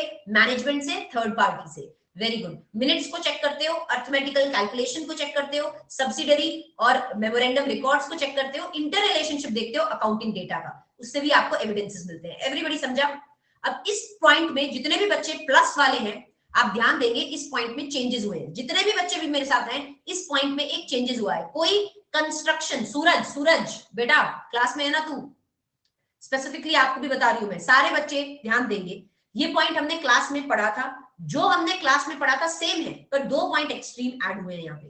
Construction and audit program, constructing and audit program. एक बात बताओ, ऑडिट, इसका मैंने आपको मेमोरी टेक्निक क्या बोला था? निधि आई थी मेरे पास, निधि बोल रही थी कि मैडम, निधि क्या बोल रही थी? निधि बोल रही थी कि मैडम मैं बना देती हूँ ना ऑडिट प्रोग्राम, मैं कंस्ट्रक्ट कर देती हूँ। मैंने कहा निधि तू बोली है, तू बच्ची है, तू नहीं बना पाएगी। निधि ने बोला hello madam, see my CV, मेरी सीवी देखो, मैं बना सकती हूँ, मैं एक क्वालिफाइड चार्टर्ड अकाउंटेंट हूँ। मैंने कहा ओ वो, मैंने क्या बोला? वो। ओके, तो मेमोरी टेक्निक क्या है? सी सीवी, और उसके बाद मेरा एक्सप्रेशन क्या था? वो। चलिए, इसमें सी सीवी वाले सारे पॉइंट्स हैं, डब्ल्यू ओ ऐड हुआ है, देख लो। सबसे पहले सी, एस मतलब क्या है? आप हमेशा स्कोप में रहेंगे। जब भी प्रोग्राम को बनाएंगे तो आउट ऑफ स्कोप तो जाके काम करेंगे नहीं, तो stay with in the scope and limitation of assignment. जब भी आप ऑडिट प्रोग्राम बनाएंगे, स्कोप में रह के बनाएंगे, लिमिटेशन में रह के बनाएंगे। ओके, फिर क्या था? डब्ल्यू मतलब जो नया पॉइंट ऐड हुआ है, आप हमेशा एक रिटन ऑडिट प्रोग्राम बनाएंगे, लिखित में ऑडिट प्रोग्राम बनाएंगे। मैडम ये बोलने की बात थी क्या? बेटा पता नहीं, ये बोलने की बात थी। अरे नहीं बेटा, इंस्टीट्यूट कह रही बेटा ओरल मत बना लेना, बहकावे में मत आ जाना, रिटन बनाना। ठीक है मैडम, ऑफ कोर्स, हम पागल थोड़ी है, ओरल बनाएंगे, लिखित में ही बनाएंगे प्रोग्राम को, ऑफ कोर्स। ई मतलब क्या है? आप ये देख लेंगे कौन कौन से एविडेंसेस अवेलेबल हैं, कितने एविडेंसेस अवेलेबल हैं ऑडिट में, आपको कहां कहां से सबूत मिल रहा है। बेस्ट एविडेंसेस को आइडेंटिफाई कर लेना, जिससे आपको क्या मिले? सेटिस्फैक्शन मिले। ठीक है, देखेंगे कितने एविडेंसेस अवेलेबल है, उसमें से जो बेस्ट एविडेंसेस है उन्हें आप आइडेंटिफाई करेंगे, जिससे आपको क्या मिले? नेसेसरी सेटिस्फैक्शन मिले। ओके, उसके बाद ई मतलब क्या है? Errors. Consider the possibility of error, कहां कहां पे गलतियां हो सकती है, एरर की पॉसिबिलिटी को भी आप ध्यान में रखेंगे। Consider all the possibilities of error. उसके बाद क्या है? सी, आप क्या करेंगे? सारे के सारे काम को कोऑर्डिनेट करेंगे। Coordinate the procedures to be applied, सारे के सारे काम को क्या करोगे? कोऑर्डिनेट करोगे। बिना कोऑर्डिनेशन के कैसे होगा? तो कोऑर्डिनेट करना पड़ेगा। ओके, वी मतलब सिर्फ वही वेरिफिकेशन स्टेप्स, आप सिर्फ वही स्टेप्स करेंगे जिससे वेरिफिकेशन पर्पस अचीव किया जा सके। अननेसेसरी स्टेप्स मत करना, सिर्फ वही स्टेप्स करना जिससे वेरिफिकेशन पर्पस अचीव किया जा सके। ओके, फिर सीवी डब्ल्यू ओ क्या है? O, identify the audit objective of each area. किसी भी एरिया को आप चेक कर रहे हो, जैसे सेल्स, एसेट, लाइबिलिटी, कोई भी एरिया को चेक कर रहे हो, आपको उसके पीछे का ऑब्जेक्टिव पता होना चाहिए कि इस चीज को क्यों चेक किया जा रहा है। ठीक है, तो आपको समझ में आया कि क्या पॉइंट है? सेम पॉइंट है, constructing an audit program. Audit program को कंस्ट्रक्ट करने का मेमोरी टेक्निक क्या था? सी, सीवी और वो ऑडिट प्रोग्राम, वो सबसे पहले नया ऐड हुआ है, तो ऑडिट प्रोग्राम रिटन में होना चाहिए। हर एक ऑडिट एरिया जो आप चेक कर रहे हो उसका ऑब्जेक्टिव आपको पता होना चाहिए। Identify the objective of each audit area. Very good. वी मतलब सिर्फ वही स्टेप्स करना जिससे वेरिफिकेशन के पर्पस को अचीव कर सको, अननेसेसरी स्टेप्स को मत करना। सारे के सारे काम को क्या करना? कोऑर्डिनेट करना जरूरी है। ओके, ई मतलब देख लेना कहां कहां गलतियां होने की पॉसिबिलिटी है, उस हिसाब से आप प्लान बनाना। ई मतलब क्या है? आप देख लेना कितने एविडेंसेस अवेलेबल है और इनमें से बेस्ट एविडेंसेस जिससे आपको सेटिस्फैक्शन मिल रहा है वो आइडेंटिफाई कर लेना। एंड एस मतलब, वेरी गुड, लाइट भी चला गया, आइडेंटिफाई दी स्कोप। आप स्कोप में रह के सारे काम को करेंगे, लिमिटेशन में रह के सारे काम को करेंगे। सब बच्चों को समझ में आ गया क्या ये पॉइंट? तो वो ऐड हुआ है यहाँ पे, सारे बच्चे क्या करेंगे? मार्क कर लेंगे अपनी बुक में। तो यहाँ पे आ जाओ, आप क्या पढ़ रहे थे? ये वाले पॉइंट्स पढ़ रहे थे। तो अब अपना क्या है? ऑडिट प्रोग्राम को कैसे कंस्ट्रक्ट किया जाता है? कंस्ट्रक्ट लिख दो, कैसे कंस्ट्रक्ट किया जाता है? सी, सीवी, वो, ओ मतलब identify the objective of each area of audit, each area of audit. Audit program होना चाहिए रिटन में, सिर्फ वही स्टेप्स करना जिससे तुम वीपी, वेरिफिकेशन पर्पस को अचीव कर सको। सारे काम, तुम वेरिफिकेशन पर्पस लिखना भूल जाओगे नहीं तो, सारे काम को कोऑर्डिनेट करो, देख लो कितनी पॉसिबिलिटी है एरर होने की। और ई मतलब आप देख लो कितने एविडेंसेस अवेलेबल हैं और आप क्या आइडेंटिफाई करेंगे? बेस्ट एविडेंसेस को आइडेंटिफाई करेंगे। आप स्कोप में रह के, ऑडिट के लिमिटेशन में रह के क्या करेंगे? काम को करेंगे। सबको समझ में आ गया क्या ये पॉइंट? समझा एवरीबॉडी? परफेक्ट। उसके बाद मैं आपको ले जाना चाहूंगी ये वाले पॉइंट पे, डेवलपिंग एन ऑडिट प्रोग्राम। ये मैंने आपको क्लास में तो पढ़ाया था, पर this program, this question has been erased from your study mat. बल्ले बल्ले, कुछ तो कम हुआ। तो डेवलपिंग एन ऑडिट प्रोग्राम, ये पूरा का पूरा पॉइंट जो है झकास, वो पूरा इरेज कर दिया गया है। ये वाला पॉइंट देखो, इसमें क्या पॉइंट था? ऑडिट प्रोग्राम रिटन होना चाहिए, हर एक ऑडिट एरिया का ऑब्जेक्टिव, ये आपका कंस्ट्रक्शन में इन्होंने डाल दिया है। ठीक है, तो इस प्रोग्राम को क्या कर दिया है? इस डेवलपमेंट वाले पॉइंट को ही हटा दिया गया है। काट दीजिए, बिल्कुल सब एकदम सफाई से काट दो इस पॉइंट को। मैंने अपनी इसमें क्यों डाला? मैंने इसलिए डाला ताकि आपको याद रहे। Advantages and disadvantages of audit program. क्या फायदे होते हैं, क्या नुकसान होते हैं ऑडिट प्रोग्राम बनाने के? इज्जत से काट दिया मैडम, वेरी गुड। क्या फायदे हैं ऑडिट प्रोग्राम बनाने के? एक बात बताओ, क्या फायदे हैं? आपको पता चल जाता है, आपको क्लियर सेट ऑफ इंस्ट्रक्शंस मिल जाता है कि क्या क्या काम करना है। क्या मिल जाता है? लिख लो यहाँ पे, आपको क्लियर सेट ऑफ इंस्ट्रक्शंस मिल जाते हैं कि आपको क्या काम करने हैं। आपको टोटल पर्सपेक्टिव पता चल जाता है कि पूरा क्या काम करना है, एक ब्रॉड आइडिया लग जाता है। तो टोटल पर्सपेक्टिव मिल जाता है कि क्या काम करना है, total perspective of work to be done. अच्छा, selection of assistant for the jobs. एक बार अगर आपने प्रोग्राम बना लिया तो उस हिसाब से आप क्या कर सकते हैं? असिस्टेंट्स को, टीम मेंबर्स को सिलेक्ट कर सकते हो।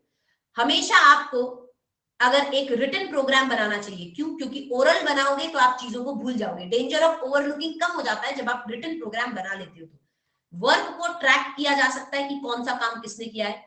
प्रिंसिपल क्या कर सकता है? ऑडिट के प्रोग्रेस को कंट्रोल कर सकता है। Very good. और फ्यूचर ऑडिट्स के लिए एक गाइड है कि नहीं है? बता दो। फ्यूचर ऑडिट्स के लिए गाइड है। तो मेरे साथ आप, वो जो आपका चार्ट है इधर, मेरे यहाँ पे स्पेस कम है, यहाँ पे स्पेस कम है, बट आप अपने चार्ट में इस तरीके से एडवांटेजेस और डिसएडवांटेजेस को ऐड कर लो। तो मैं यहाँ पे एडवांटेजेस और डिसएडवांटेजेस लिख रही हूँ। चलो, मेरे को आप लोग बताएंगे क्या एडवांटेजेस है, बताओ, एक एक करके बताते जाओ सारे points.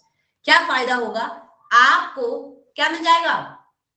Clear set of instructions मिल जाएगा। ऑडिट टीम मेंबर्स को क्लियर सेट ऑफ इंस्ट्रक्शंस मिल जाएगा कि क्या क्या काम करना है।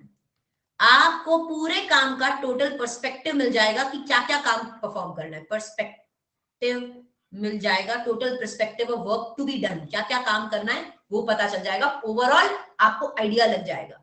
Very good. इसके बाद अगर ऑडिट प्रोग्राम रिटन में होता है, ऑडिट प्रोग्राम कैसे होता है? रिटन में ही होता है, तो डेंजर जो होता है ऑफ ओवरलुकिंग, कि आप चीजों को भूल जाएंगे, वो कम हो जाता है। Very good. आप अकॉर्डिंगली अपने टीम मेंबर्स को सेलेक्ट कर सकते हैं। सेलेक्टिंग लाइट आ गया, सेलेक्टिंग दी टीम मेंबर्स के काम को सेलेक्ट कर सकते हो। वर्क को ट्रैक किया जा सकता है, कौन सा काम किसने किया है। आपका प्रिंसिपल क्या कर सकता है? पूरे के पूरे ऑडिट के प्रोग्रेस को कंट्रोल कर सकता है। फ्यूचर ऑडिट्स में ये लोग बहुत ही काम के होते हैं। प्रोग्राम बनाना फ्यूचर ऑडिट के लिए बहुत कामयाब रहेगा। सब बच्चों को समझ में आ गया? एवरीबॉडी। और ये ऑडिट एक और पॉइंट है, यहां पे लिख देती हूं, ये एक एविडेंस है ऑडिटर के लिए।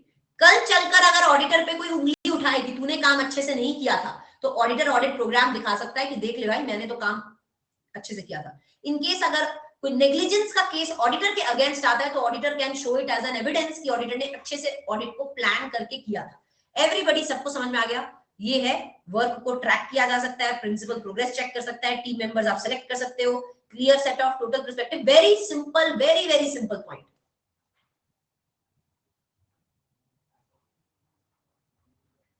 ये तो कितना साफ लिखा है यार, इससे इतना साफ होगा?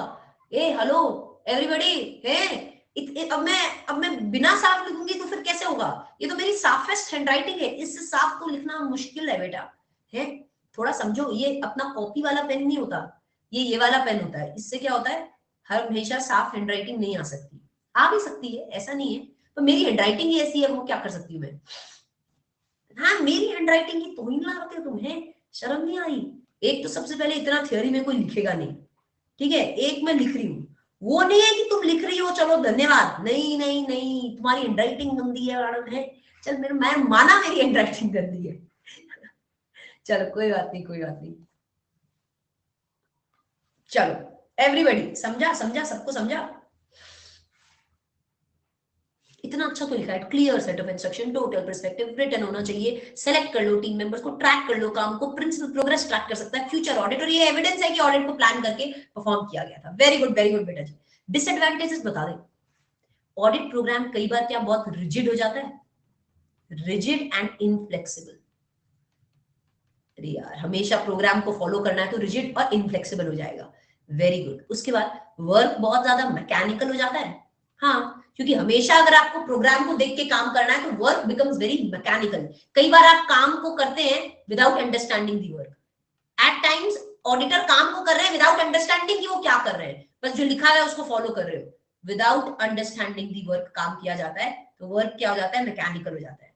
आपके 2 पॉइंट, एक पॉइंट में है असिस्टेंट्स।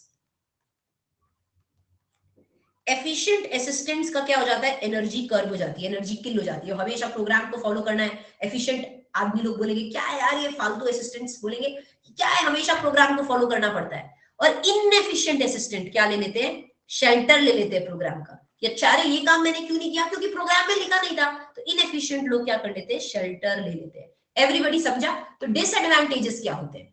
डिसएडवांटेजेस ये होते हैं कि काम बहुत ही रिजिड और इनफ्लेक्सिबल हो जाता है। अगर प्रोग्राम के भरोसे काम किया जाए तो प्रोग्राम रिजिड और इनफ्लेक्सिबल हो जाता है। काम बहुत ही मैकेनिकल हो जाता है, क्योंकि आप काम को बिना समझे समझे कई बार काम कर लेते हो। एफिशिएंट असिस्टेंट जो होते हैं उनकी एनर्जी किल हो जाती है। इनएफिशिएंट असिस्टेंट क्या कर लेते हैं, शेल्टर ले लेते हैं प्रोग्राम का। मतलब वो बोलते हैं मैंने इसलिए नहीं किया क्योंकि प्रोग्राम में लिखा नहीं था।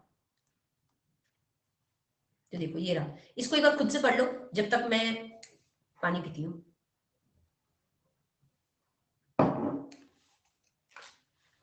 एवरीबॉडी चलो चलो इसको पढ़ो, जब डन हो जाए ना तो मेरे को बता देना। Okay, yes.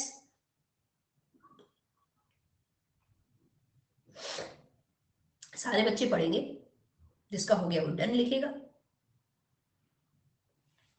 डन डनाडन डन। अब आपको समझ में आ रहा है कि रिवीजन करने से कितना फ्रेश हो जाता है आपका ये चैप्टर। हो सकता है आपको पहले इस चैप्टर पे कॉन्फिडेंस नहीं आ रहा था, बट अब देख रहे हो कि सारी चीजें कुछ भी डिफिकल्ट नहीं है अगर आप रिवाइज करो तो। और अगर आपने ये 3 चार्ट्स बनाए हैं तो ऑलमोस्ट पूरा ही चैप्टर कवर हो गया। पहला चार्ट आपका कौन सा था, ये ऑडिट प्लान वाला, सारी चीजें यहाँ पे कवर हो गई। 5 मिनट लगेंगे इस पूरे चैप्टर को पढ़ने में। ऑडिट स्ट्रेटेजी देख लिया, पूरी चैप्टर यहाँ पे पूरा चार्ट आपका खत्म हो गया, इजीली आप पढ़ सकते हो। ठीक है, तीसरा आपने बना लिया ऑडिट प्रोग्राम का पूरा पॉइंट आपका यहाँ पे कवर हो जाता है। उसके बाद आपने एडवांटेजेस डिसएडवांटेजेस लिख दिया। 100% क्लियर हो जाना चाहिए मिताली, अभी तक तो आपका 100% क्लियर हो जाना चाहिए, थोड़ा क्लियर नहीं बेटा, 100% क्लियर, क्योंकि इससे ज्यादा और क्या रिवाइज करोगे, है ना, इससे ज्यादा और कुछ रिवाइज हो नहीं सकता। यही है जो है, अब यही पॉइंट्स को आपको रिवाइज करना है ताकि आप अच्छे से कर सकें। ठीक है, ओके, चलिए।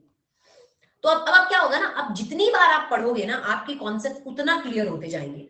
आप लोग ने पहली बार पढ़ा तो हो सकता है उतना ज्यादा समझ में ना आया हो, अब आप सारी चीजों को रिलेट कर सकते हो। अब आप सिर्फ चार्ट देख के आप रिलेट कर सकते हो। अच्छा, प्रोग्राम में क्या है कि ये डेफिनेशन है, ये कैरेक्टरिस्टिक्स है, ऐसे कंस्ट्रक्ट करना है प्रोग्राम को, ये उसके फायदे हैं, ये इसके डिसएडवांटेजेस है, प्रोग्राम खत्म हो गया। ठीक है, और जितने भी चीजें मैं यहाँ पे लिखवा रही हूँ, एक बात याद रखना, जितना भी आपने यहाँ पे मेरे साथ लिखा है, मैंने सिर्फ और सिर्फ कीवर्ड्स को लिखा है। मैं कीवर्ड्स पे फोकस क्यों करती हूँ, जैसे मैंने यहाँ पे लिखा है characteristics of engagement, this is the keyword. मैंने यहाँ पे लिखा है reporting objective, this is the keyword. जितनी भी चीजें मैंने सारे सारे पॉइंट्स नहीं लिखे, लंबे लंबे पॉइंट्स नहीं लिखे, सिर्फ कीवर्ड्स को लिखा है, क्योंकि इनको आंसर में इंक्लूड करना पड़ेगा। अगर आप इनको नहीं लिखते हो ना आंसर्स में, तब दिक्कत होगी। तो आप जितने भी आपके ये कीवर्ड्स है ना, वो सारे के सारे मैंने यहाँ पे लिखे हैं, जो इंपॉर्टेंट वर्ड्स है, जो एग्जाम में लिखकर आने हैं। ठीक है, इनफैक्ट सारे के सारे। ठीक है, ओके, हाँ, बहुत इजी हो जाता है यार पढ़ना, मैं बहुत अग्री करती हूँ इस चीज से। चलिए, ऑडिट प्लानिंग एंड मटीरियलिटी। सबको मटीरियलिटी पता है क्या होता है, मैंने यूट्यूब पे भी मटीरियलिटी पढ़ाया था, और प्लस क्लास में भी अपने मटीरियलिटी पढ़ चुके हैं, सारे बच्चे पढ़ चुके हैं। ऐसे 320 किस पर है, मटीरियलिटी पे, राइट, ओके। मटीरियलिटी, सबसे पहले आप लोग पढ़ेंगे व्हाट इज परफॉर्मेंस मटीरियलिटी। सबको पता है, सबको बहुत ही डिटेल में मैंने भरपूर एग्जांपल्स दे दे के आपको पढ़ाया था कि परफॉर्मेंस मटीरियलिटी क्या होती है। परफॉर्मेंस मटीरियलिटी मतलब जब आप एक अमाउंट सेट करते हो, पूरे फाइनेंशियल स्टेटमेंट के मटीरियलिटी से लो, अगर पूरे फाइनेंशियल स्टेटमेंट की मटीरियलिटी है 50,000 रुपए, तो आप उससे एक कम अमाउंट सेट करते हो। जैसे आपने सेट कर दिया 25,000 रुपए, क्यों सेट किया, ताकि आप किस चीज की प्रोबेबिलिटी को कम कर सको, आप इस चीज की प्रोबेबिलिटी को कम कर सको कि एग्रीगेट में या इंडिविजुअली जो अनकरेक्टेड मिसस्टेटमेंट्स हैं या अनडिटेक्टेड मिसस्टेटमेंट्स हैं, वो कहीं फाइनेंशियल स्टेटमेंट के मटीरियलिटी से ऊपर ना चले जाए। तो मैंने आपको क्या बताया था, परफॉर्मेंस मटीरियलिटी क्या होती है, जब आप पूरे फाइनेंशियल स्टेटमेंट के मटीरियलिटी से एक लो अमाउंट सेट करते हो। क्यों एक लो अमाउंट सेट करते हो, किस चीज की प्रोबेबिलिटी को कम करने के लिए, इस चीज की प्रोबेबिलिटी को कम करने के लिए कहीं एग्रीगेट में मिला जुला के अनकरेक्टेड अनडिटेक्टेड मिसस्टेटमेंट्स 50,000 से ऊपर ना चले जाए, पूरे फाइनेंशियल स्टेटमेंट की मटीरियलिटी से ऊपर ना चले जाए, इसे हम कहते हैं परफॉर्मेंस। जब भी आप, ये कॉन्सेप्ट क्या है परफॉर्मेंस मटीरियलिटी का, पूरे फाइनेंशियल स्टेटमेंट की मटीरियलिटी से एक लो अमाउंट सेट करना। तो यहाँ पे मेरे साथ पढ़ोगे, चलो मैं इस चीज को इरेज करती हूँ, यहाँ पे आप रीड करेंगे। परफॉर्मेंस मटीरियलिटी क्या होता है, परफॉर्मेंस मटीरियलिटी मतलब एक अमाउंट या अमाउंट आपने सेट किया है at less than materiality for the financial statement as a whole. पूरे फाइनेंशियल स्टेटमेंट की मटीरियलिटी से एक लेस अमाउंट सेट किया है, क्यों, ताकि आप प्रोबेबिलिटी को लो रख सको। किस चीज की प्रोबेबिलिटी को, कि एग्रीगेट में अनकरेक्टेड अनडिटेक्टेड मिसस्टेटमेंट कहीं पूरे फाइनेंशियल स्टेटमेंट के मटीरियलिटी से ऊपर ना चले जाए, गलतियां जुड़ जुड़ के बड़ी ना हो जाए और पूरे फाइनेंशियल स्टेटमेंट के मटीरियलिटी से ऊपर ना चले जाए, इसलिए आप लो लेवल सेट करते हो। इस कॉन्सेप्ट को कहते हैं परफॉर्मेंस मटीरियलिटी। सबको पता है, कोई ऐसा बच्चा है जो नहीं जानता इस चीज को, जो बोलता है मैडम थोड़ा डिटेल में बता दो, तो वो भी बच्चा पूछ सकता है। ठीक है, ओके, चलिए। आगे चलो, सबको पता है इसका मतलब, very good. Use of benchmark, आप मटीरियलिटी कैलकुलेट कैसे करते हो? Percentage applied to a chosen benchmark. Materiality कैसे कैलकुलेट करते हैं? एक परसेंटेज लगाते हैं, आप किसी बेंचमार्क पे एक परसेंटेज लगा के मटीरियलिटी को कैलकुलेट करते हैं। ठीक है, ओके, ऑल राइट मैडम। तो आप किन चीजों को ध्यान में रखेंगे जब आप बेंचमार्क को चूज कर रहे होंगे? जब आप एक बेंचमार्क को चूज करते हैं तो आप किन चीजों को ध्यान में रखते हैं? बोलोगे, मेरे साथ बोलोगे। आप सबसे पहले एलिमेंट्स देखोगे फाइनेंशियल स्टेटमेंट्स के, कि क्या एसेट है, कितना लायबिलिटी है, एसेट कितना है, लायबिलिटी कितना है, इनकम कितना है, एक्सपेंस कितना है। आप सारे फाइनेंशियल स्टेटमेंट्स के क्या करेंगे? एलिमेंट्स देखेंगे। फिर आप वो एरिया देखेंगे जहां पे यूजर का फोकस रहता है। कौन से ऐसे एरियाज हैं जिन पे यूजर क्या करता है? फोकस करता है जब फाइनेंशियल स्टेटमेंट को खोलता है। तीसरी चीज आप क्या देखोगे? कौन बच्चा बताएगा? किसी को याद आ रहा है? एलिमेंट्स ऑफ फाइनेंशियल स्टेटमेंट देखोगे, ऐसा एरिया जहां पे यूजर का फोकस रहता है, उस एरिया को आप बहुत अच्छे से देखेंगे। आप ये देखेंगे कि ओके, वेरी गुड, आप ये देखेंगे कि एंटिटी का नेचर क्या है और वो अपनी लाइफ साइकिल में अभी किधर है। मतलब अभी सिर्फ स्टार्ट ही हुई है ये कंपनी, या कंपनी को खुले हुए बहुत समय हो गया, तो कंपनी अपनी लाइफ साइकिल में किधर है? प्रॉफिट मेकिंग कंपनी है क्या? कंपनी का नेचर क्या है? फिर आप क्या देखेंगे? कंपनी का ओनरशिप, एक मिनट, ओनरशिप देखेंगे कि कंपनी की ओनरशिप क्या है। और आपका बेंचमार्क वॉलेटाइल नहीं होना चाहिए, तो वॉलेटिलिटी देखेंगे, क्योंकि बेंचमार्क, आप ऐसा बेंचमार्क कभी भी चूज नहीं करोगे जो वॉलेटाइल हो, राइट एवरीबॉडी। तो चलिए, आप क्या देखेंगे? एलिमेंट्स देखेंगे फाइनेंशियल स्टेटमेंट की, जैसे asset, liability, equity, revenue, expense कितना है। आप वो आइटम्स देखेंगे जिन पे अटेंशन रहता है, फोकस रहता है यूजर्स का। ठीक है, कंपनी के फाइनेंशियल स्टेटमेंट के वो आइटम्स जहां पे यूजर का फोकस रहता है। आप एंटिटी का नेचर देखेंगे और ये देखेंगे एंटिटी अपने लाइफ साइकिल में अभी किधर है। एंटिटी की ओनरशिप स्ट्रक्चर क्या है, कौन कौन क्या क्या ओनर्स हैं, किस तरीके से एंटिटी फाइनेंस्ड है, और relative volatility of the entity, relative volatility of the benchmark. Benchmark volatile नहीं होना चाहिए। चलिए चार्ट बना लेते हैं मटीरियलिटी पे। Materiality SA 320। ठीक है, आपको मैंने क्या बोला है? परफॉर्मेंस मटीरियलिटी क्या होता है पता होना चाहिए। आप उसकी डेफिनेशन लिख लेंगे। एन अमाउंट, पूरे फाइनेंशियल स्टेटमेंट से एक लो अमाउंट सेट कर देना, ताकि किस चीज को कम कर सको?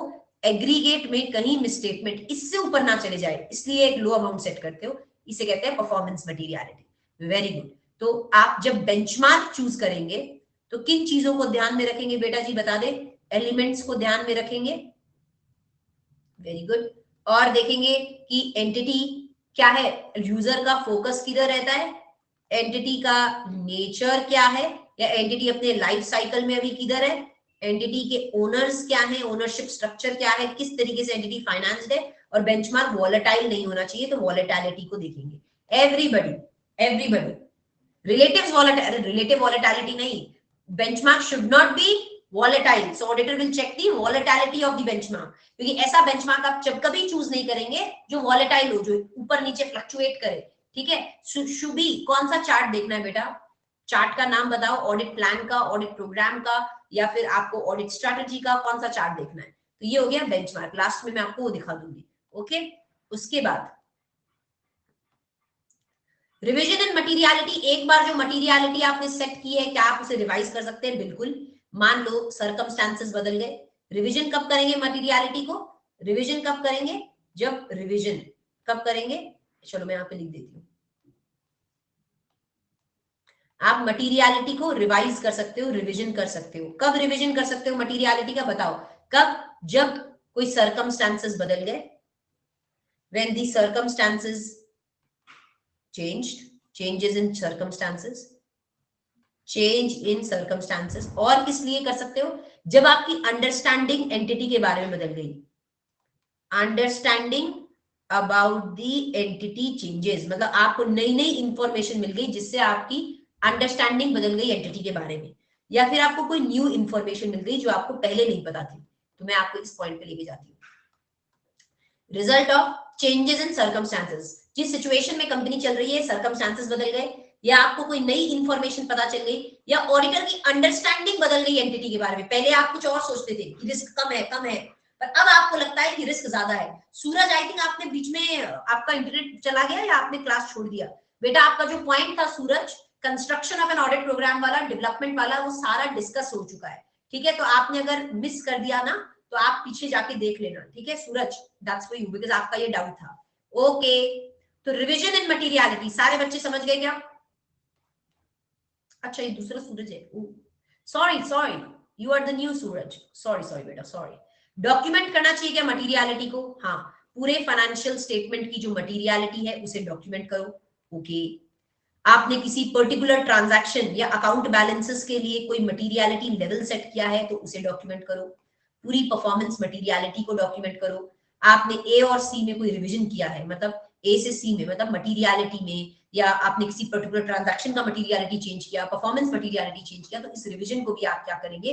डॉक्यूमेंट करेंगे। सब बच्चों को ये सारी चीजें समझ में आई क्या? अच्छा एक पॉइंट यहाँ पे रह गया है, कुछ पर्टिकुलर ट्रांजैक्शंस के लिए, कुछ पर्टिकुलर अकाउंट बैलेंसेस के लिए, कुछ पर्टिकुलर डिस्क्लोजर्स के लिए आप मटीरियलिटी लेवल लो सेट करते हो। जैसे रिलेटेड पार्टीज के लिए, या मान लो कोई भी किसी भी चीज के लिए, कई बार कुछ ट्रांजैक्शंस के लिए आप मटीरियलिटी लो सेट करते हो। अब ऑडिटर को कैसे पता चलेगा, ऑडिटर को कैसे पता चलेगा कि कौन से ट्रांजैक्शंस या कौन से अकाउंट बैलेंसेस के लिए मैं लो मटीरियलिटी सेट करूं? मुझे कैसे पता चलेगा?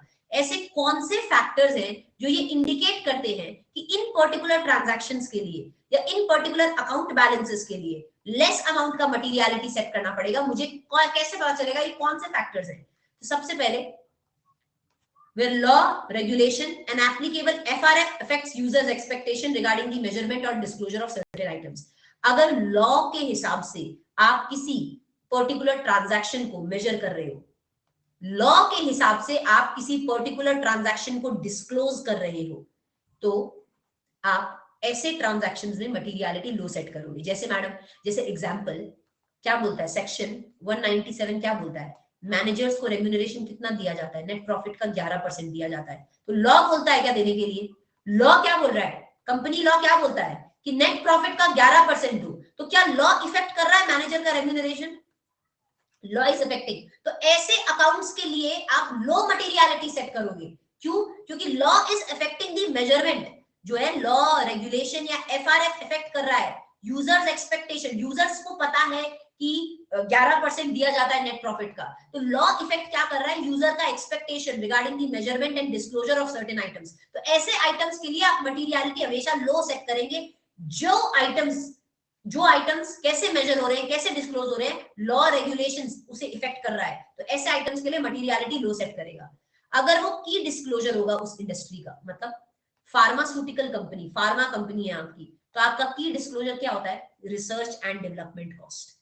ये एक बहुत बड़ा डिस्क्लोजर होता है। तो इस पर्टिकुलर अकाउंट के लिए आप मटीरियलिटी लो सेट करोगे, क्योंकि इसमें कोई भी गलती नहीं होनी चाहिए, क्योंकि ये की डिस्क्लोजर है उस इंडस्ट्री का जिसमें कंपनी ऑपरेट करती है, तो ये की डिस्क्लोजर है। लाइस, तीसरी चीज, जहां पे जिन चीजों पे लोगों का ज्यादा अटेंशन है, जो आप सेपरेटली डिस्क्लोज कर रहे हो, उन चीजों के लिए मटीरियलिटी लो सेट करो। जिन चीजों पे लोगों का ज्यादा अटेंशन है, तो बताओ कौन से ट्रांजैक्शंस के लिए आपको मटीरियलिटी लो सेट करनी है? ये किन चीजों पे डिपेंड करता है? तीन चीजों पे। तीन चीजों पे क्या है ये तीन चीजें? अगर लॉ, रेगुलेशन या एफआरएफ इफेक्ट कर रहा है यूजर्स का एक्सपेक्टेशंस रिगार्डिंग देयर मेजरमेंट या रिगार्डिंग देयर डिस्क्लोजर्स। ठीक है, एक पॉइंट क्या था? अगर ये की डिस्क्लोजर होगा उस एंटिटी का, जैसे फार्मा कंपनी का सबसे बड़ा डिस्क्लोजर होता है रिसर्च एंड डेवलपमेंट कॉस्ट। तीसरी चीज, जहां पे भी अटेंशन है, लोगों का फोकस है, यूजर्स का जहां पे फोकस है, उन एरियाज में आप गलती कम से कम करने की ट्राई करेंगे, इसलिए मटीरियलिटी को लो सेट करेंगे। एवरीबडी, सबको समझ में आया क्या?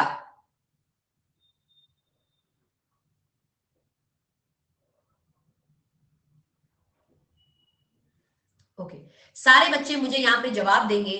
मैंने पूरा का पूरा चैप्टर, एक दो पॉइंट्स कुछ बाकी रहे होंगे इस चैप्टर के, मैं अग्री करती हूँ, पर 99% चैप्टर 1.5 आवर में आपका बहुत ही क्रेजी तरीके से रिपीट हुआ है, जिसमें मैंने आपको चार्ट्स भी बनवाए हैं। मतलब सिर्फ हमने ओरली पढ़ के नहीं छोड़े पॉइंट्स, एक एक चैप्टर के एक एक पॉइंट्स के 15-15 बार मैंने लिखवा के चार्ट्स बनाए हैं, सिर्फ एक ही बार नहीं।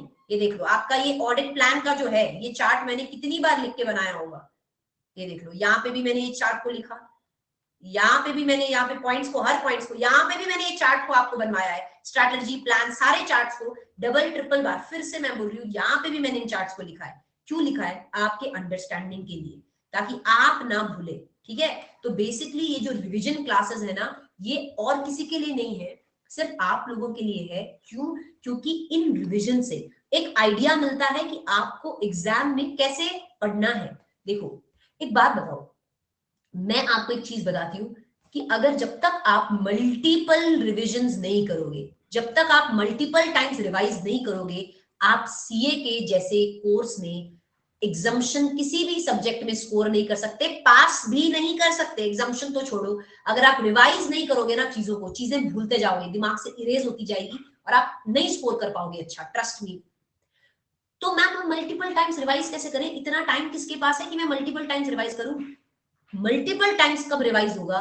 जब आप नोट्स बनाओगे। अब ट्रस्ट मी, मैंने आपके चैप्टर नंबर 1 को रिवाइज कराया 1.5 घंटे में। जब भी, अब एक चीज बताती हूँ, वो क्लास पूरी की पूरी रिकॉर्डेड है, अनअकैडमी स्पेशल क्लासेस में अवेलेबल है, ठीक है। अब मान लो किसी दिन आपको चैप्टर नंबर 1 को रिवाइज करना है, ठीक है, तो आप उस क्लास को खोल लेना, चैप्टर नंबर 1 को रिवाइज कर देना। वैसे ही मान लो किसी दिन आपको चैप्टर नंबर 2 को रिवाइज करना है, तो ये क्लास आपकी हमेशा अवेलेबल रहेगी, तो इस क्लास में आके वापस से आप रिवाइज कर सकते हो। समझ में आ रहा है what I am trying to tell you? कभी कभी कई बार हमें क्या हो जाता है, खुद पढ़ने में बोर हो जाता है। अब ये चैप्टर नंबर 2 के तो आपने खुद हैंड रिटन नोट्स बना लिए, तो अब लिखने की भी जरूरत नहीं है, जस्ट जो जो पॉइंट मैं पढ़ाऊंगी आप अपने नोट्स से पढ़ते रहो। समझ रहा है everybody? Right? Clear? Thank you so much. तो आई होप कि आपको ऐसे ही, अब मैं क्या करूंगी, हर सुपर संडे में आपके हर एक चैप्टर को रिवाइज करते जाएंगे। नेक्स्ट हम रिवाइज करेंगे चैप्टर नंबर 3, जिसमें हम हर ऐसे के चार्ट्स बनाएंगे, ठीक है, हर एक standard that is covered in the okay Saloni. Okay बेटा, आपको मैं एक ऑफर दे रही हूँ बात करने का, आपने हाथ रेस किए, चलिए बोलिए, व्हाट्स योर कंसर्न?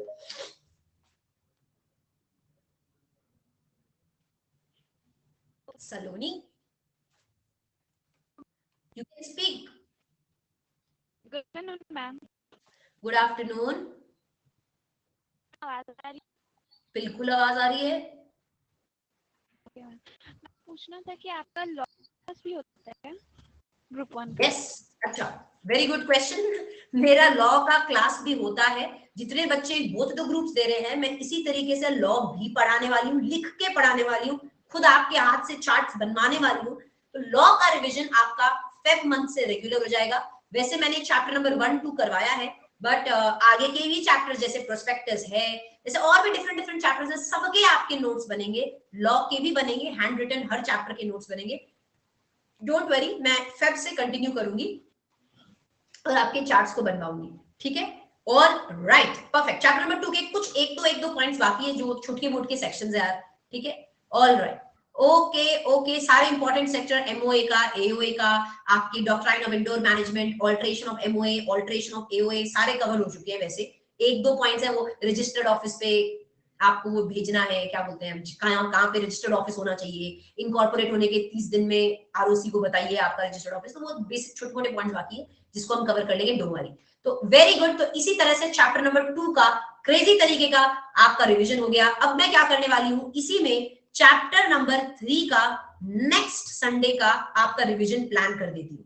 अगर आप लोग तैयार हैं तो नेक्स्ट रिवीजन आपका चैप्टर नंबर 3 का होगा, और हम क्या करेंगे, जितने भी एसेज है, मेरा फोकस चैप्टर नंबर 3 में किस पे रहेगा, जितने भी स्टैंडर्ड्स हैं आपके चैप्टर नंबर 3 के, स्टार्टिंग फ्रॉम एसे 500, एसे 501, ऐसे 505, ऐसे 510, ऐसे 550, ऐसे 5 आपका 560, 570, 580, ऐसे 230, ये सारे के सारे चैप्टर्स के सारे एसेस के नोट्स बनाएंगे, नोट्स से रिवाइज करेंगे, ठीक है। ओके, चलिए, तो आज के लिए इतना ही। क्रेजी रिवीजन करते रहिए, आप भी पढ़ाई करते रहिए, सारे चैप्टर्स को अच्छे से रिवाइज करते रहिए, एंड आई एम श्योर, अगर ये तो अपने चैप्टर्स पढ़ रहे हैं, फिर थोड़े दिन में मैं आपके टेस्ट लेने लगूंगी, सर सारे चैप्टर्स के टेस्ट भी लेंगे, MCQ test, true false test सारे लेंगे, ताकि आपके चैप्टर्स एकदम सॉलिड कड़क मैनर में रिवाइज हो जाए। कहीं गुंजाइश ही रखनी, हमें एग्जाम्पशन से चाहिए, नीचे चाहिए ही नहीं है। We want 60 above. Each and every student studying from me will score 60 above, provided आप पढ़ाई करें खुद से भी, ऐसा नहीं है मैम जो बोल रही है लेट इट बी, हाँ ऐसा नहीं होना चाहिए। चलो everybody have a good day, पढ़ते रहें, आगे बढ़ते रहें, सी यू। एंड आज के लिए संडे है, इसका मतलब ये नहीं कि छोड़ दो पढ़ाई, थोड़ा बहुत पढ़ लेना क्योंकि आपके एग्जाम्स अब दूर नहीं है, पढ़ना तो पड़ेगा, ठीक है। चलिए have a good day, see you and bye bye. अच्छा, अगर आपको ये क्लास अच्छी लगी हो तो क्लास के बाद में आप एक फीडबैक दे सकते हैं मेरे को, ओके। एंड एक और चीज, अगर आप अनअकैडमी पे सब्सक्राइब करें, 2 दिन आपको 20% ऑफ मिलने वाला है, तो you can use the code CA Deepika, which is my code, okay. जरूर जरूर जरूर, CA Deepika मेरा कोड है, इस